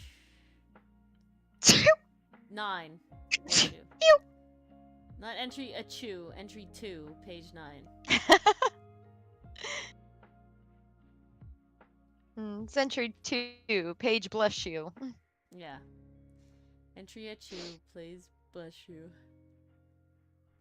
I'm excited for there hasn't been a lot of time happening in so like Ferrex's hangout is really interesting because you know That they're doesn't all seem like a day. happy thing, PCM. Oh no, PCM, don't do this to us. But there's like a bunch of different ways that you transition in that we transition in the Ferrex one. One is physically rowing, like they get in the boat and they row away from shore. You know, that is one way to do it. That is a Obviously that takes physical an scene amount of change. We're time. moving from one scene You to move from another another. place. But then for a lot of the hangout, they're on a very basic, you know, location and place and everything. They don't change locations like they do with Sinnet, where they have like 2 separate locations for the hangout. They leave and they get to the ship and they're repairing the ship. But then there's a bunch of different ways, and this isn't like spoilers or anything, but one way is that physically the amount of nails left in the box gets lower. That's a good one. Then, of course, there's like someone leaves and comes back. Will be a lighting change, but I specifically have it where I want it to be with also there's a point where Ferrex has his like outer shirt off, and because you know he got hot and sitting and doing hard labor and stuff. And so you know there's just a lot of different sort of time passages things going on in where you have it. And because I will say, at least personally, maybe this is just me, having the same exact sort of like again and again in the same arc, I guess, the same kind of transition. One, you can only do it so much, guys. A lot of day looks the same. That's what I got, you know, I gotta tell you. Vast majority of the time that you are out and about in the day is like day lighting, you know? Unless you have like a shadow specifically to cast on different sides of things. Yeah, it looks very, very similar. And that's also only if, you know, the sun goes that way. If it goes like above and behind you, it's a little harder with the shadows. But the other thing is just that, you know, I feel like it gets repetitive. If you're constantly showing the passage of time the exact same way, I feel like it doesn't stick with you as much that this indeed time passed you know? You do definitely have to vary it up. Like, that's why we do so many different types of transition. Like, we have the food showing the passage of time. We have the time skip between Hotsun telling a story. We have the fire dying down. We have the sun changing position. We have literal figurative, not figurative, literal physical change between locations. We like to keep things fresh. Ooh, that'll be neat, pastry puff. I Oh, will try to whoa. remember that.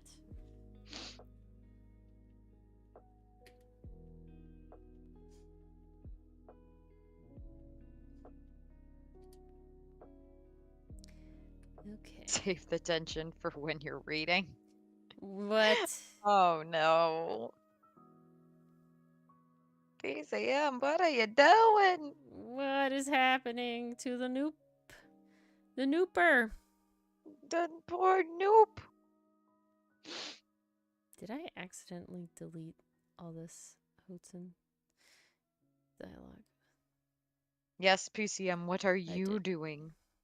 Oh, we should blame audio instead? Uh, But audio's eh. not here to blame. Exactly. Force audio to come to stream, then maybe we can blame audio. Okay? This is not a clever tactic to get more viewers or anything. No. I'm messing. All right. Duplicate. Where's my thing? And Duplicate. if anyone has questions about the comic in general, or writing, or art, or anything really, feel free to ask. Life. It is raining and pouring outside right now, and it makes me sad. I hope it ends by tomorrow. I don't want to drive in the rain. Oh. Now I have to look up the weather near me just to see. Is it raining? All I know is I had to run outside and cover my car, Yeah, and I it was guess it does. downpouring. It should be raining here right now. I will say it's been very warm. Today's very warm. Oh god, Today was really very warm. too. Yesterday in the afternoon was really warm. Yeah, Like, I it's kind warm of all liked week, it. man. Tomorrow's the coldest day, which is the sunniest day, which is funny. Tomorrow's supposed to be like 40, but Friday's 45, Saturday's 49, Sunday's 54, Monday's 54. Ooh, I'm going out on Sunday. Tuesday's 55. Like, damn. It was hot in the car, man. Oh my god. Sitting in my car, I had to turn the AC on. It was so Damn. That's how you know. hot. Yeah, I guess so, PCM. I guess. But you're the one who made her have the trauma in the first place, you know? So I blame you. You gave her a brother, PCM. Yeah. She Why'd didn't you do have that? to have a brother. She could have been an only child. Why is this not... Oh no, because I did a stupid. Oh no. It's Why'd okay. you do a stupid? It's a stupid I can pretty easily fix by doing this. And then going here. This is giving me so many flashbacks to VideoPad Video Editor.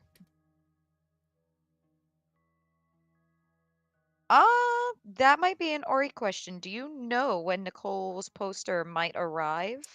I sadly do not know when they arrive. Then when they will arrive, they don't have tracking for normal abroad mail, and that's how it was sent. The closest I do know is that it took the last thing I sent to Dichotomy about 3 weeks, so that is about now. Now you are farther than that significantly, so I'm gonna say probably longer for you, Nicole, but I do hope that Dichotomy and Oscar will get it sometimes this week.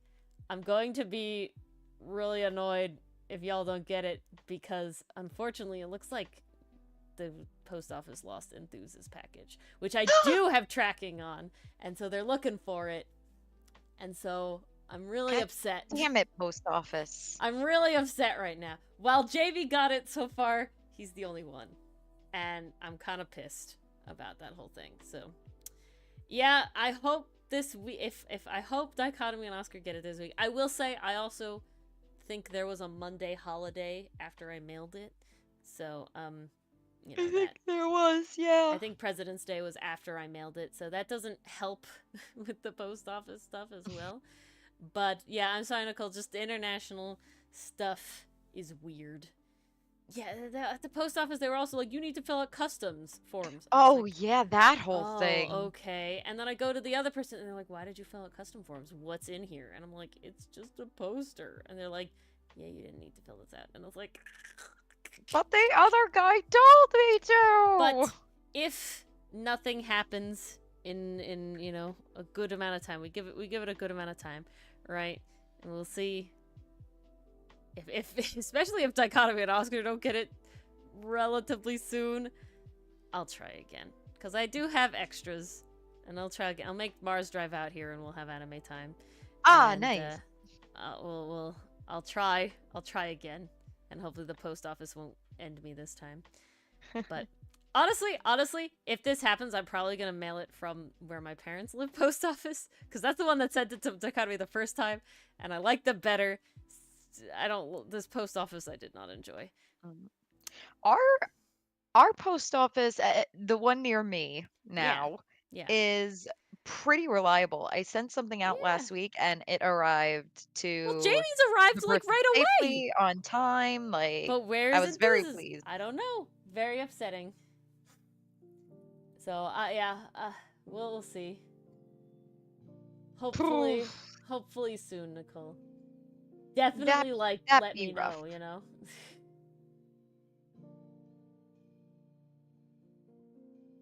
But yeah, basically, Yes. it says that it delivered to Enthuse, but Enthuse don't have it.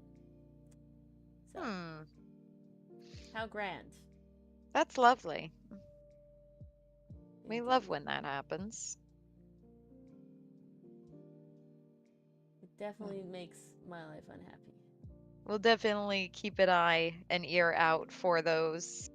Indeed. And if at first we don't succeed, try again. This is weird. Thanks to you, she made it out. Mm,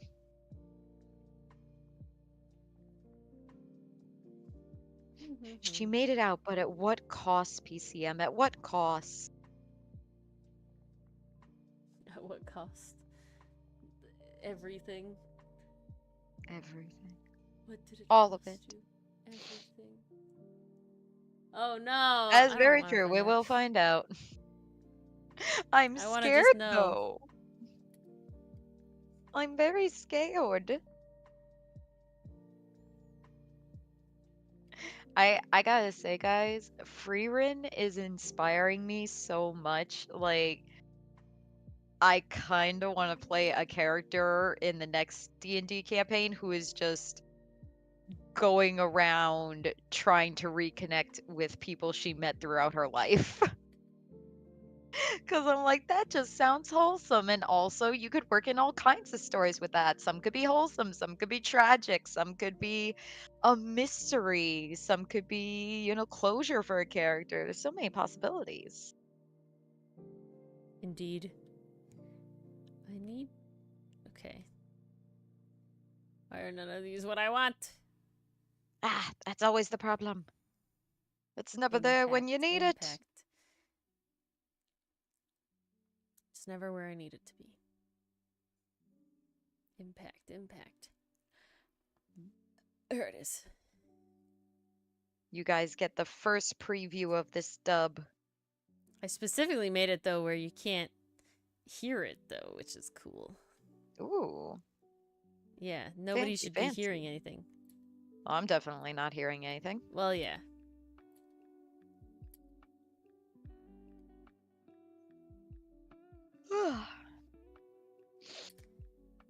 Not really what I want it.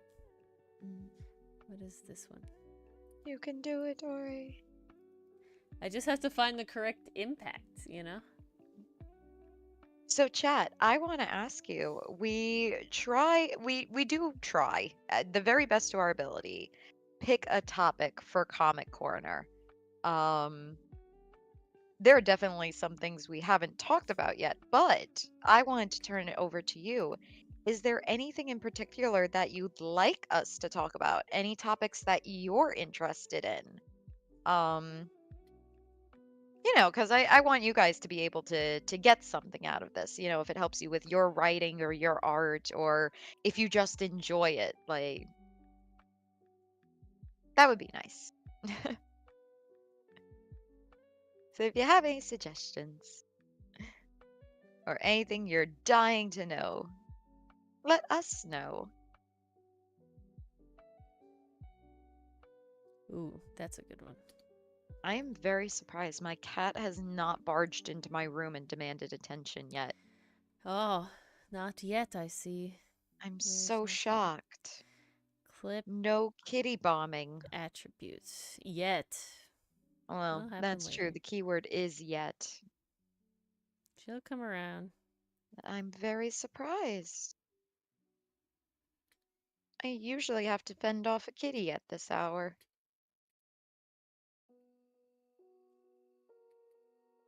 Have we done a comic corner on character foils? I don't think we have yet We have not. because we haven't met Everett proper in the comic. Um, but also the Ferrex hangout didn't come out until recently, and Yeah. Ferrex didn't really pose himself as a foil until just now. Mm-hmm. Might sit on that one for a bit, but I do want to add it to the roster because I think that could be a really fun topic. How to write a character foil, what makes a good character foil, Mm-hmm. um, Yeah. what can be accomplished by using a character foil, how to further the character story, how to give the foil depth. Yeah, there's a lot of potential there. I like that pastry puff. We'll definitely add it to the list. I know we have Indeed. a channel for suggested stuff. I'm gonna add it there.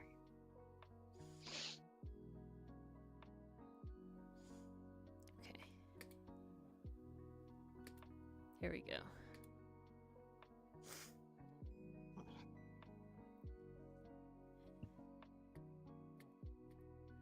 Okay. Where's my swoosh? Planning. And Swoosh. corner. Deals. Swoosh. Character foils. I like it. Thank you so much for the suggestion, Pastry Puff. Indeed. Oh, what's that?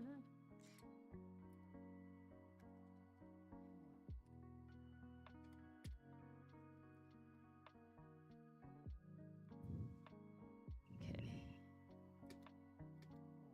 Ah. There it goes. This can go here as well. Hero Forge away, PCM. Have fun. It is the evening. This is your time to do with it as you want. Indeed. Okay, another suggestion for Pastry Puff. Characters that look over the narrative. Characters that are big presences but aren't there.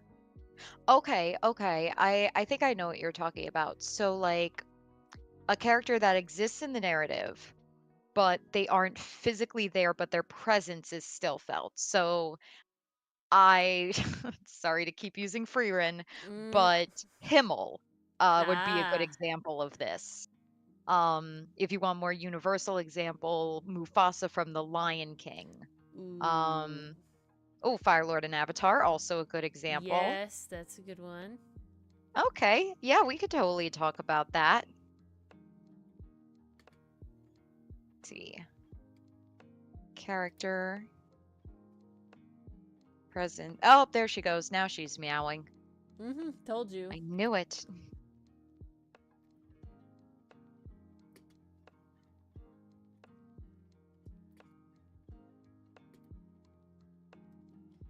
Okay, can I noise reduce this? Hey, iHeart Drawing. Hello! How have you been? Welcome, welcome. Something different from drawing going on tonight, or it is video editing. No, I didn't just almost call her Oreo. What? Ah! I'm totally awake. week, man. I don't know what this week is doing to me. Yeah. I had a Beautiful. week off last week. You'd think I'd be refreshed. Yeah, that ain't ever how it fucking works, man. Vacations are a lie. Vacations are okay. You know the analogy that I'll put to this? One time I was talking to a woman who frequently gets like, professional massages, like goes to a massage parlor, right? And God, I love one of those. a spa, that's the word. And gets massages. And she A professional massage, what did you call it? it's a massage parlor. I don't think that's not a word, but I meant a spa. Okay. And Professional massage parlor. parlor, Parlor. like the parlor at your house, like a parlor. I But gotcha.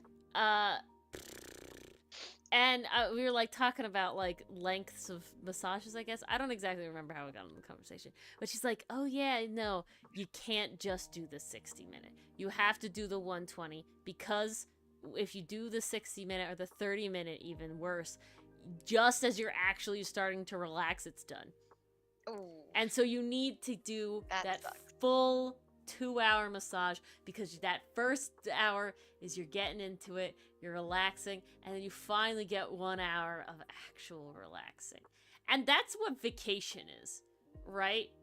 Vacation is like, oh yeah, let me have 1 week off. Finally, by the end of the week, you're like, ah yes, I am finally in vacation mode, and now you have to go back to work mode. And it's like, Yeah. bitch, what? No, that's not fair. It's just like the weekend, right? You know how like when you have a sleep schedule, It takes doesn't me matter 2 what it days is. to figure out how to relax, and then by the last day, I'm actually relaxed. Yeah, but your sleep schedule, right? You wake up Saturday, and a lot of times your like body just wakes you up earlier than you'd like if you're trying to sleep in, right? Sunday you can manage to sleep in, but then Monday you need to wake up at your normal time again. Like, Yeah. ugh. No winning. Creates so many butterfly effects. Yeah. The Illumine character does. Oh, very much so. I think Morgan in the third game of Ace Attorney is a good example of that. Like, Oh her my first god. Okay, wait. definitely This is so. really important that you bring this up. Okay. I am editing, of course, Reunion and Turnabout, and I completely forgot about something that happened that adds like a layer to what the Turnabout we're doing right now, Bridge to Turnabout. And that is at the end of Reunion and Turnabout. I completely forgot about this. We get a little like Morgan monologue of her being like, yes, my pearl, I did this all for you, and it's not over yet. We'll wait for the time to come to strike. And we're both like, you and me, Mars, we're like, oh, well, she's coming back. That's the foreshadowing there. Completely fucking forgot about that. Wow, But I totally did forgot set about up that. Bridge to the Turnabout, man. So, honestly, I will say that besides having these videos as a fun way to like just relive what we do, and obviously to get more people into watching our streams and everything like that, and watching us, because videos are very different than And then ultimately things. reading Good the night, comic, Mason. because we will get you Yeah, all. exactly. That's what we're trying to do. Night, Mason. It really does help frame shit when we're in it, and I go back and it's like, oh wow, yeah, okay. Wait, like, that was set up a little better than I hmm. expected it to be. Huh, how about that? And here we are. Well, this will be interesting when you go back to the first case of the third game and see if there's any mention of a twin sister there. I'm gonna go with I don't think so. Because the whole point was that we didn't know about her, and if we did, if there was, then we would have known. But even just like some subtle allusion to it. I don't My think guess so. is no, but you never know. Pastry Puff says no. Well then, that answers that question.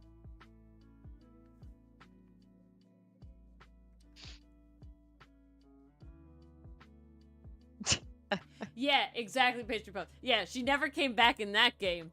You have to wait till the end of the third game for the payoff. And I forgot, even though we were playing them one right after the other, game-wise. Ooh, too loud. Oh. Don't destroy their eardrums. I'm fixing it, okay? That's what we're doing right now. Fixing. And eating chocolate first. Ooh, very important. Nice. Chocolate is delicious. Oh, did you see my Instagram thing I sent you, Mars? I'm not sure, There's actually. a Natsu Nendroid available right now. No, I didn't see it. Where'd you send that? I sent it on Instagram. One of your Instagrams. I can't remember which one. Oh, you must have sent it to my other account. Probably. Sometimes I just I pick the one which I recognize first, if I'm being honest. Oh, I see it. My poor wallet. Yeah, my poor wallet. Who does the voicing for the comic characters? The main... So, in the prologue, we have a character named Olus, who only exists in the prologue as of right now.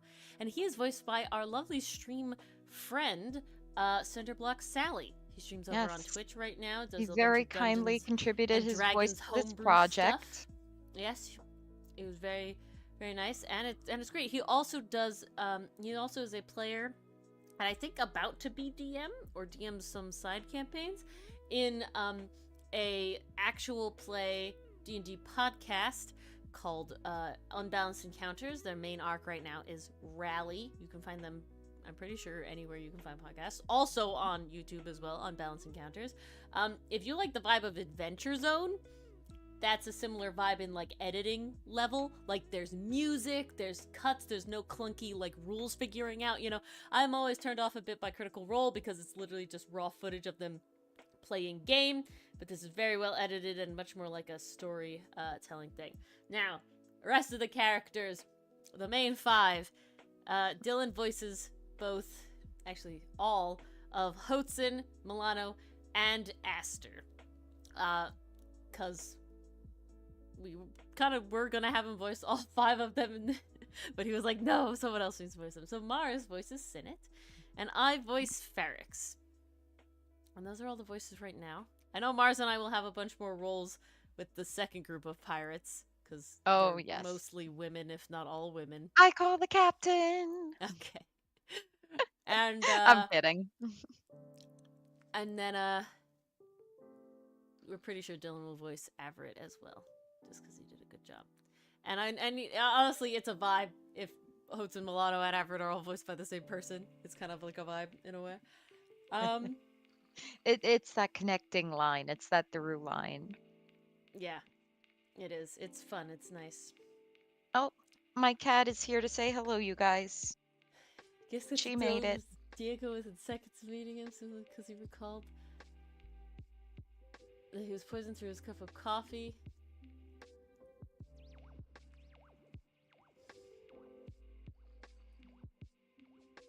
Nice.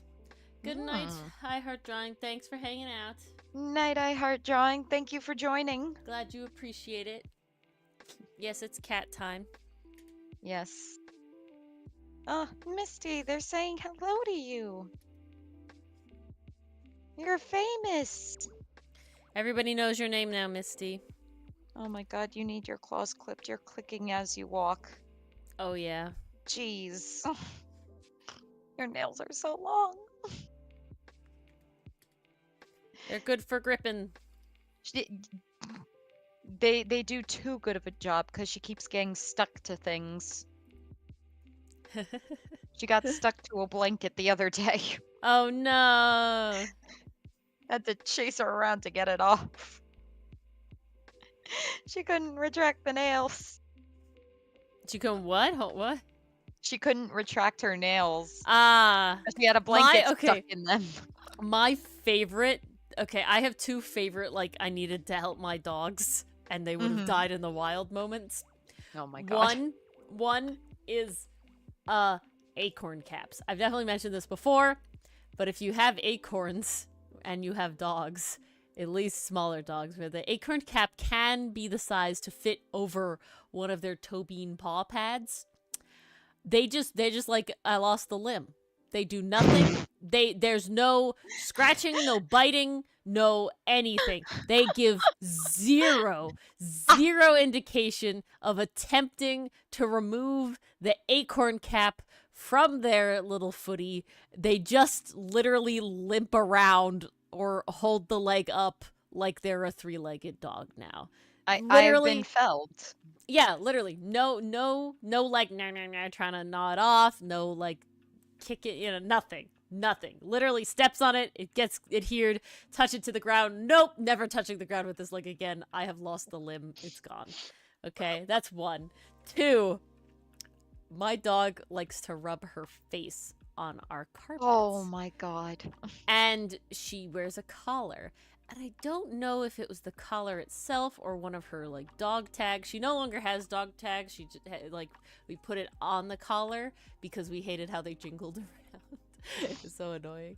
So it's on the collar. They don't jingle anymore.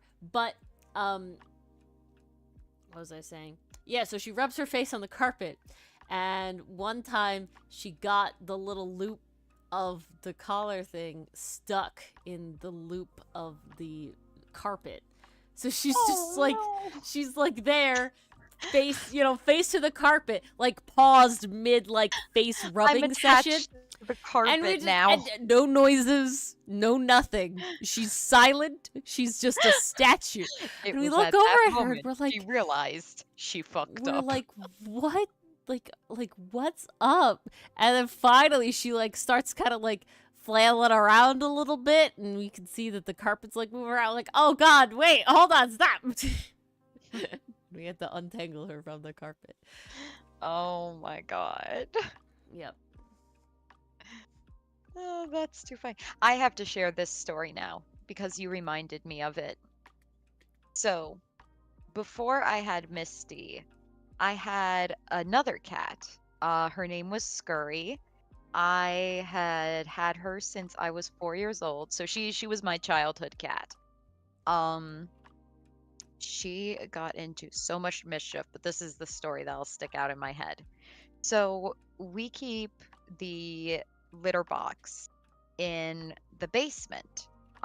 It's just a convenient place to keep it, and it's out of the way, nice and tucked into its own little corner, and it's not in the main hallways of the house, so it's a very nice spot.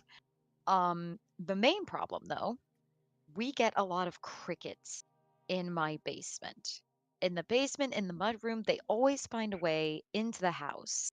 So a couple of years ago, my family started buying cricket traps because they were numerous and there were just too many. We could not catch and release them all, sadly, or in well, I tried to catch and release them. My parents just kind of smushed them.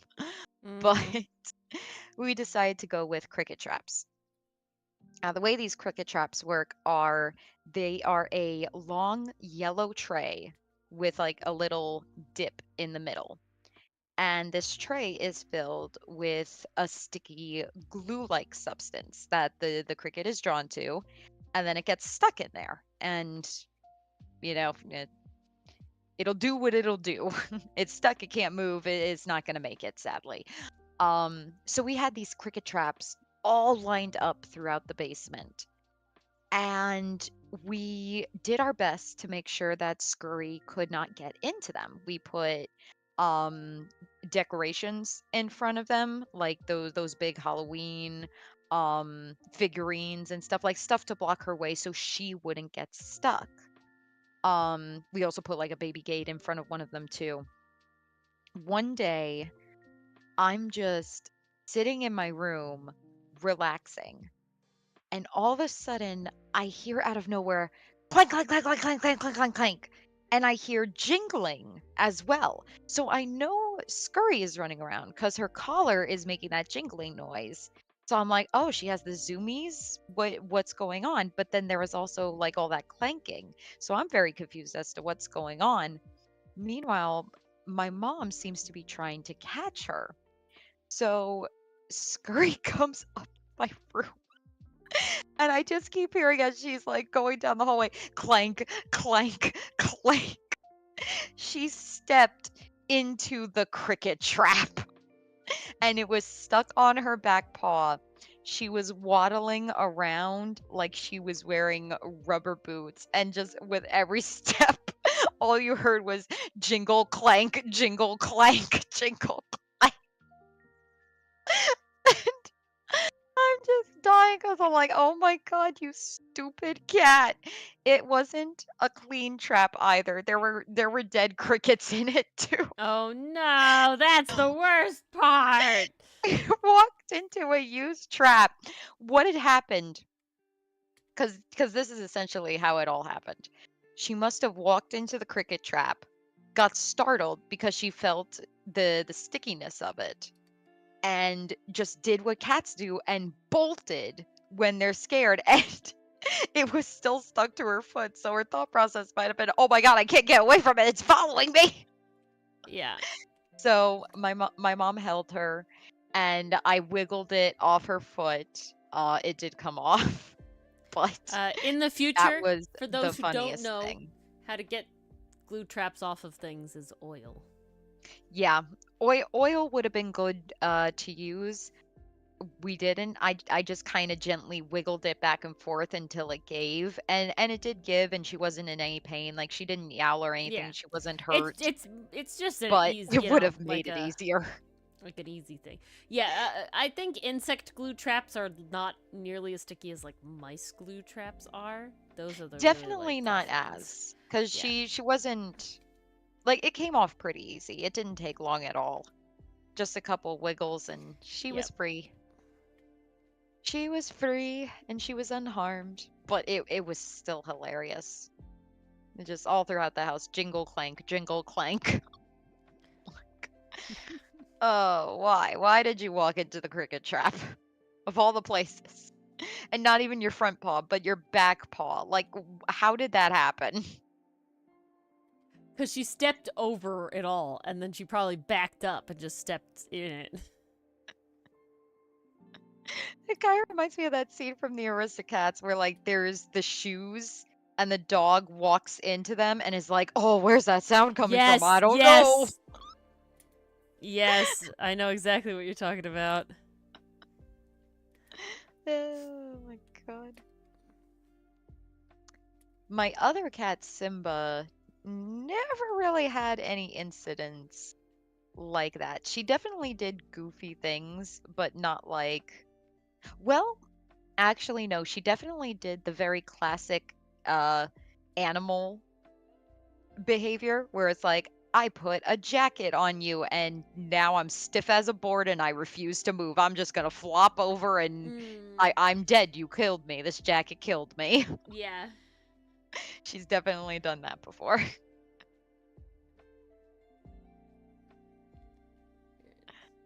Is the end card not here? Is it here? Gotta love animals. Indeed. Here it is. End card. They have so few cares. They do. I would love to not pay rent. That sounds nice. And not have to cook my own dinner. Ooh. Yeah, right? I just have it served to me and it goes in a nice little bowl. Yep. Ooh. It'd be great. And then on top of that, extra treats. Mm-hmm. I don't even need to do anything for them. You just gotta look cute. Yeah.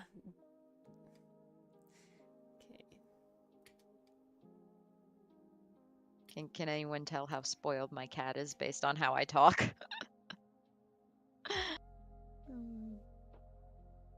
She's so spoiled. I think. Yes, I'm talking about you. I think this is where we'll cut it off. Probably the other way. Okay. Stop! What's me happening? do the thing. It won't let me select what I want to select. Oh, that's always the worst. I remember using VideoPad Video Editor, and sometimes the clips were so small, it was hard to select them. Thankfully, I can zoom in and out pretty far. That's nice. This is like VideoPad Video Editor on crack, Mars. Like, this is way better. Ooh, I bet. And it's free. Ooh, Yeah. I did not know that. The literal sole downside is it uses a lot of memory space. Yeah, that makes too much sense. But otherwise it's great, and it's what I edit all of the videos with. All of them. Every single one. Dubs, Ace Attorney videos, etc. Ooh. This is where all those effects come from, guys. Speaking Or of is Ace Attorney laugh. videos. The conspiracy Mars. Well, those I had to draw. Yeah, but they get added into the video this way. Oh yeah. Did I what just happened? I don't know. Where's the thing? Okay, it's there. It's just being weird. No. Where did it go? Yeah, really though. All set, and then well, I guess I'll start here.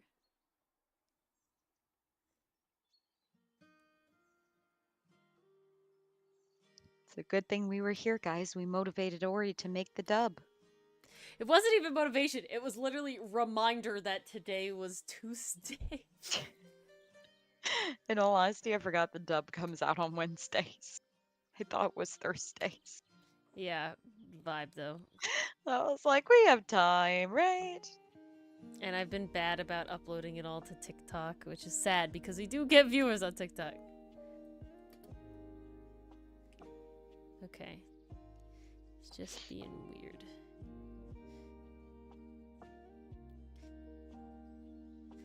The dub is another thing that'll be nice to have a hiatus with. Because I really don't have a backlog anymore. It's just vanishing. Honestly, it's 99% because this weekend was just very busy. Not in a bad way, of course, but just Oh yeah, it no, was, in a very you good know? way. But you know, sometimes you have a busy weekend. Indeed. Guys, I had so many side quests this weekend. It was so fun.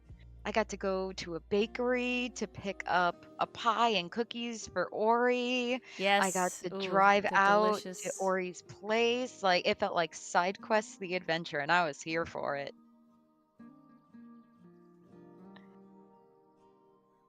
Like, this is how I feel fulfilled in life, guys. Give me side quests that make me Mars feel got like I'm in side my own quests video to game. give Ori an adventure. That's how it happened. Well, then it was my own adventure because I was driving on the parkway for the very first time. Wasn't that bad though, was it? It wasn't that bad. There was one guy in front of me who stopped very short on the highway. Yeah. But aside from that, not terrible. Sadly, that's a people thing and not a road thing.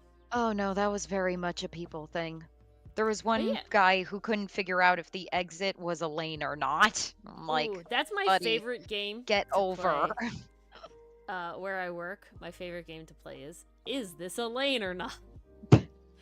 Because there's bus lanes, there's, you know, bike lanes aren't really the problem. But then there's like a dotted line, but it's a shoulder question mark. Everybody's parked there. And then, the one I hate the most though is when I'm driving down a road. Okay, multiple lanes, right? We're talking like 3 lanes, let's say. 2-3 lanes. And it's like, okay, and there's a bunch of like stoplights at intersections, right? So you keep going down. And it's like, okay, I need to turn right soon. Okay, not in like the next 3 lights, but like might as well just be in the right lane, right? What could go wrong? Suddenly, with literally 0 warning until you're pulling up at the light and you see the like paint on the ground. This is a right turn only lane. Oh, that's the worst. This is a left turn only lane. What? What did this is a go straight only lane. Wait, you're on the left side though. What is this? What? Terrible. Hate it. The worst. Oh boy. All right, yeah, those are always the roughest because like you find out last minute what kind of lane you're in, and it's like, well, change of plans. Guess I'm going this way. It's like you can't tell me when I'm entering this section of the road. Well, doesn't your GPS tell you like stay in the left lane, stay in the right lane? No. It doesn't? No. Mine does. No. I'm gonna bet, Mars, that where I'm driving it also wouldn't. Because it's not like that. For taking Mm. like exits on parkways, yeah, sure, it'll be like keep, the rightmost lane, or it'll show you the little diagram with the little lanes you should be in, right? Highlighted. Yeah, it does that. This is not that. Oh, It doesn't okay. know either. Okay? Oh I gotta dear. tell you. The Gotta tell GPS you. is confused. What hope do the rest of us have? Okay, there's a horrific traffic pattern. I really, really hate it. There's a bridge that I have to take to where I go to a lot of work sometimes. And directly off of the bridge, there are exits in the numbers like 19, 18, 17, around there. But there's Oh, I know the also one you're talking about. like a split, and then suddenly exit 19 is off to the right, and the split to continue, but it's a different road, so it doesn't look like you're like still staying on the same road, is on the Mm-hmm. left, and then the exits change to like 1A, 1B, 1C, 1D. Okay, now the GPS does not tell you you have to keep left to get to your exit. It doesn't. It doesn't at all. You get on the bridge, and the next directions it tells you take exit 1B in blah blah blah amount of miles. Okay? So I'm sitting there like, cool. I drive, pretty slow, pretty chill, whatever. I'm in the middle lane. I'm not driving slow, I'm not driving fast. We're in the classic lane. Okay? The left lane, the middle lane from a 3-lane way turns into the second lane from the right in a 4-lane way. The second lane from the right does not go down the continuing road that the GPS doesn't tell you about. It makes you take an Oh. exit. However, no, it's worse. It's worse. The GPS wants to correct you then. You have taken the wrong exit. It wants to help you out. Go a new way. Where does it want you to be? In the rightmost lane to take another exit immediately. Immediately fucking leave. You fucked up, and immediately you have to be in the lane to make the exit. Otherwise, you've double fucked up twice in a row. Jesus. Immediately. Horrible. I fucked that up so many times in the first 2 weeks that I was driving. Now I can recognize that it's like, okay, I took a bridge, and now it says a single digit number and a letter. Yeah, I need to be in the left lane for this. It doesn't tell you at all. It gives you 0 directions for this. I got it. It's horrific. It's terrible. I hate it. That sounds fun. Yeah, very, very enjoyable time. 100%. 0 I out of I 10. had something similar when I was going home actually, because I was supposed to take an exit. Now I didn't take the exit that drops me off at my hometown. I took the exit that lets me off a little further down, but is closer to my house. Oh, So I was yeah. aiming That's the for good one. that. I do that Yeah, one, even though it's that's the technically. very that's the Yeah. very good one. I fucked it up Oh, no. because the entire time going down, my Took the one GPS is before it. doing this. Stay in the leftmost lane, then take the exit. Stay in the rightmost lane, then take the exit. Stay in the leftmost lane, then take the Oh, God. I'm like, which lane am I supposed to be in? Is it leftmost? Is it rightmost? Guys, I was Wait, so supposed to did be you on the hit the end right. of the road? Well, the way it was supposed to work was I was supposed to take the exit, and the way this exit works is it looked to be a very long exit. So it kind of looked Yeah. like its own lane, and then, then the divider comes up as you get far enough down, and then it becomes its own thing. I missed that because my GPS was playing right, left, right. I drove right past it, so I was like, okay, well, I guess I gotta turn around now. So it took me a little bit further up. I made a left at a stoplight, worked my way back around, Yeah, you and came to the then, end of the road.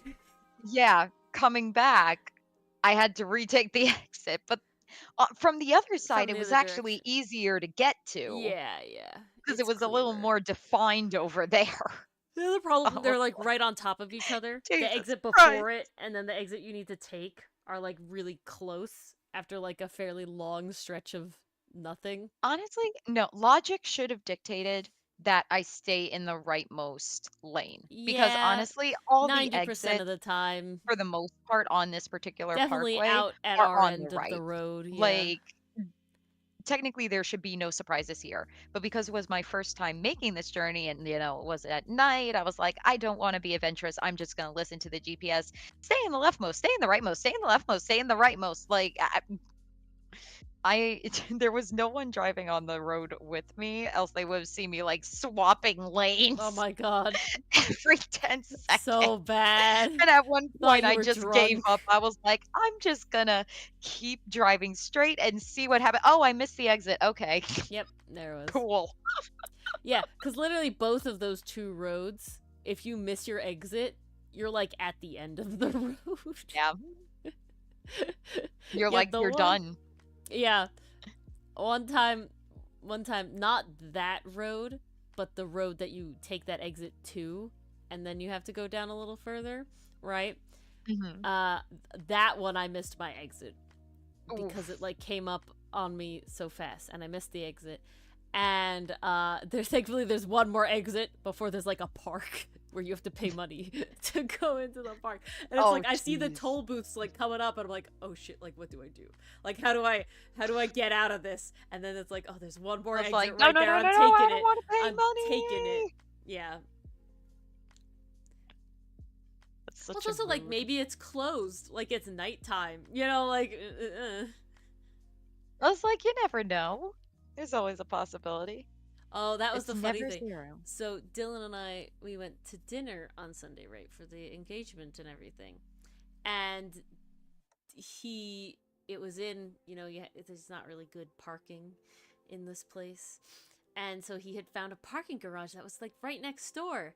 However, unbeknownst to anybody, the parking garage closed at 7, which is honestly good Oh, because we were no. late. We were late. So the parking garage was already closed. But good because otherwise we would have parked it there and gotten stuck. So, And silver Doug and I would have been linings. at the house like, gee, where are Dylan and Ori? My parents would have driven us. But, like, damn. Whew, would have been Definitely bad. would have made getting to work harder the next day. It would have meant that I would have had to, like, drive. Like, Dylan would have had to get up with me. And I would have had to, like, drive him to the parking garage. And then I would have went to where I work. That would be the only solution I So could glad think of. that didn't happen to you guys. No, not again. We were late to the restaurant, so it worked out. Because if we weren't late, This is it like the would one have been time you want open. to be late. Yeah, it was a lot of as Dylan said, a lot of things could have gone wrong, but it all worked out in the end. It all came together. It all came together. All right, guys, just like the dub, I did it. I Look managed at it. it, guys. Oh, I'm so glad. I'm so glad. I'm so glad. I'm glad that I glad. managed it. That the schedule won't get screwed up because I was a dummy and forgot what day of the week it was. Guys, we could have given Ori a pass, right? I mean, she's an engaged woman now. Oh yeah, She gets a that's free my pass. excuse. Flex that excuse as much as you can. I was surprised. So Dylan got to tell everybody at his job, like immediately, because that's like a thing that they do, right? Because he works in an office. I don't work in an office. I work literally alone, and I could be with like any crew ever. Like it doesn't matter. I may know the foreman, because I worked with them before. I may not. Who knows? I actually happen to know this foreman because I've done jobs with him and his crew multiple times before. And I never intended to be like specifically just be like, hey, I got engaged. I'm not like that close with these people, right? Whatever. But he just happened to, for whatever reason, ask if I was married. I was like, no, but I just got engaged. It was like, that's cool. It was like in my head, I'm like, this is cool that I did get to tell somebody. How neat.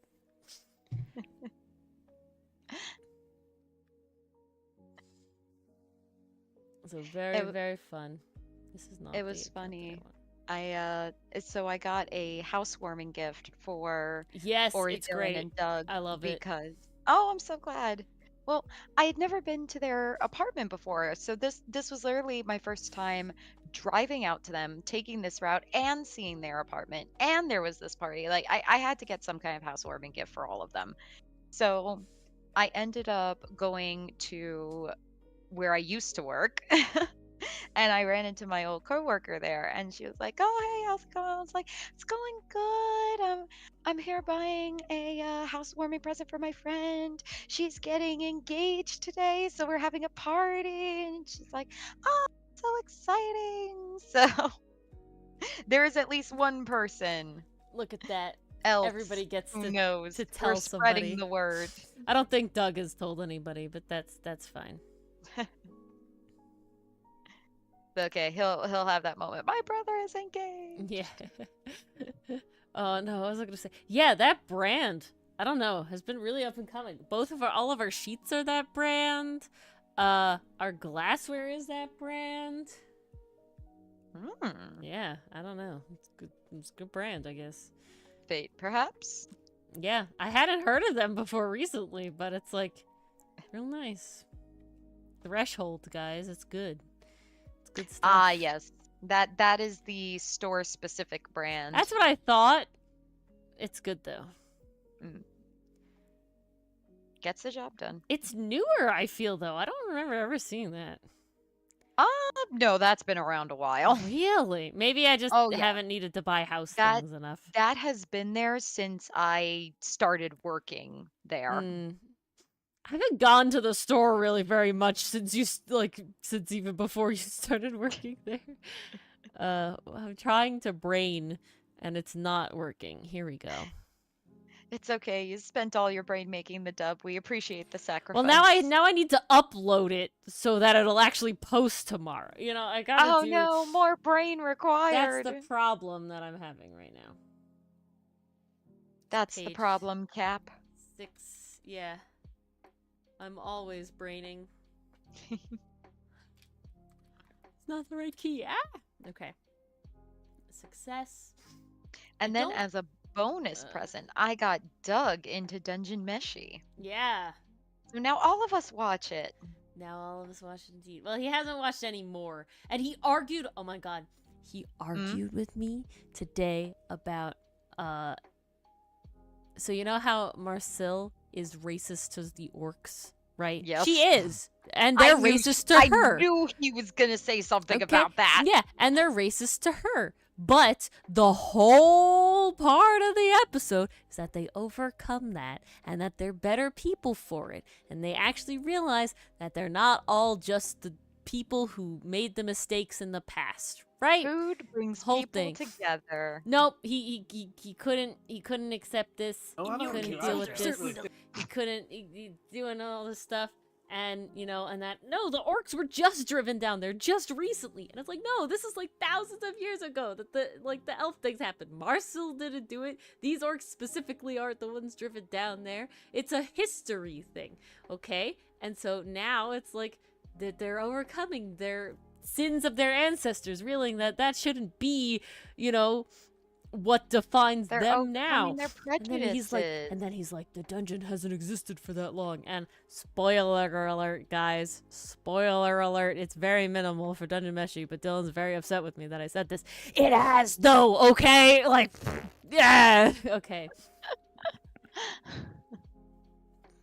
Oh, see, he made the mistake of arguing with Yeah, a but he Dungeon Meshi aficionado. He wouldn't accept it though because I don't care about the written word. Well, all of the written words are in the anime, okay? They're gonna be in the anime if it keeps going because that's just how it works. Okay, it's been good. That's the plot. That is actually the plot. Why don't... This is so sad. Forget about me? See, that's the funny thing. We literally ended, like, right as you guys came home. We stopped right before that part of the episode, and I was like, oh man, if we like, he was gonna have something to say about that. Yeah. Like, I knew he was gonna say something, I just didn't know what. And here we are. And here we are. Something was said. Something was said indeed. All right, we have that uploaded. Upload the next Nice. one for the next week. And then maybe I can get on top of it a little more, I hope. It's okay, Ori. Take your time. The goal is to be a little more on top of it, okay? We believe in you. Prologue Part 1. Schedule for March. Ooh, Woo. Guys, March is at the end of this week. Can you Yeah, believe it? wild. No. Anyone else Jesus. feel like the first part of this year just flew by? I feel like you end up always saying that in the end. So no, I'm gonna go with no. I don't feel that way. Maybe half and half. 2, 5, 1. Agony. Uh-oh. Agony. Oh yeah, the but it first 12 cuts months are like a always the knife. roughest. That's very true, PCM. I can't argue with such logic. I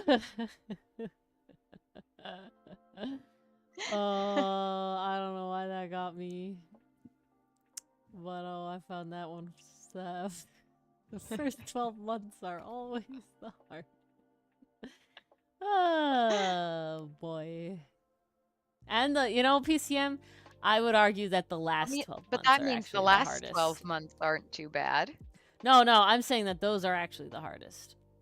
Oh, okay. I think the last But then 12 that means months the are first actually 12 months aren't that bad. Yeah, that's what I'm saying. I think it's the last 12 that are bad. Balance like all they should All right, let's see. Oh, jeez. Where's the thing? Analytics? Yes, research. Let's see if they still give me weird Pomni shit. No, Oh, it's God, all no. it's all Has Been Hotel. Oh no, it's just related to Yay. Has Been Hotel. Hold on. Yeah, no, okay, it's cleaned its act up since. No more Pomni porn. Yay. Yeah, God. There we go. Beautiful. All right, success. All right, any closing statements? I know it's a little early, but I'm kind of beat, and I think we've Yeah, I'm talked about our definitely beat topic as enough. well. So yeah, But any closing questions from chat? Any last minute ideas for future Comic Corner topics? Yes, I want to thank anything you all for else? being here. Thank you for Yeah. choosing to spend your evenings, afternoons, chilling with mornings us. this way. Even though it wasn't It art means in a the lot. end, video dubbing is an art You know, in a way. no. We did talk about transitions for at least 2 hours. Oh no, we did have talk about transitions. accomplished There's what no we question. set out to do. No question there. More We I'm have saying fulfilled I our didn't get to art contract. very much. I had to dub. I had to dub. That's okay. Is it? We did mention transitions. We did mention it at once. least once, and that fulfilled the terms of the contract. Indeed.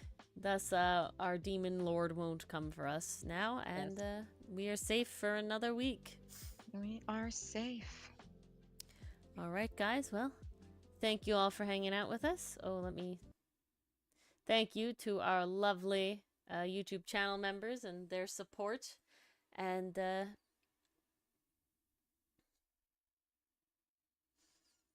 thank you all. And we hope to see you on Thursday for Baldur's Gate. Ooh, it's been a while. Yeah, I've definitely forgotten how to play. Yeah, always. Different kind of stuff. Game scuff, not stream scuff. And hopefully not stream scuff. Knock on wood. Alright then. See you guys then. Good night.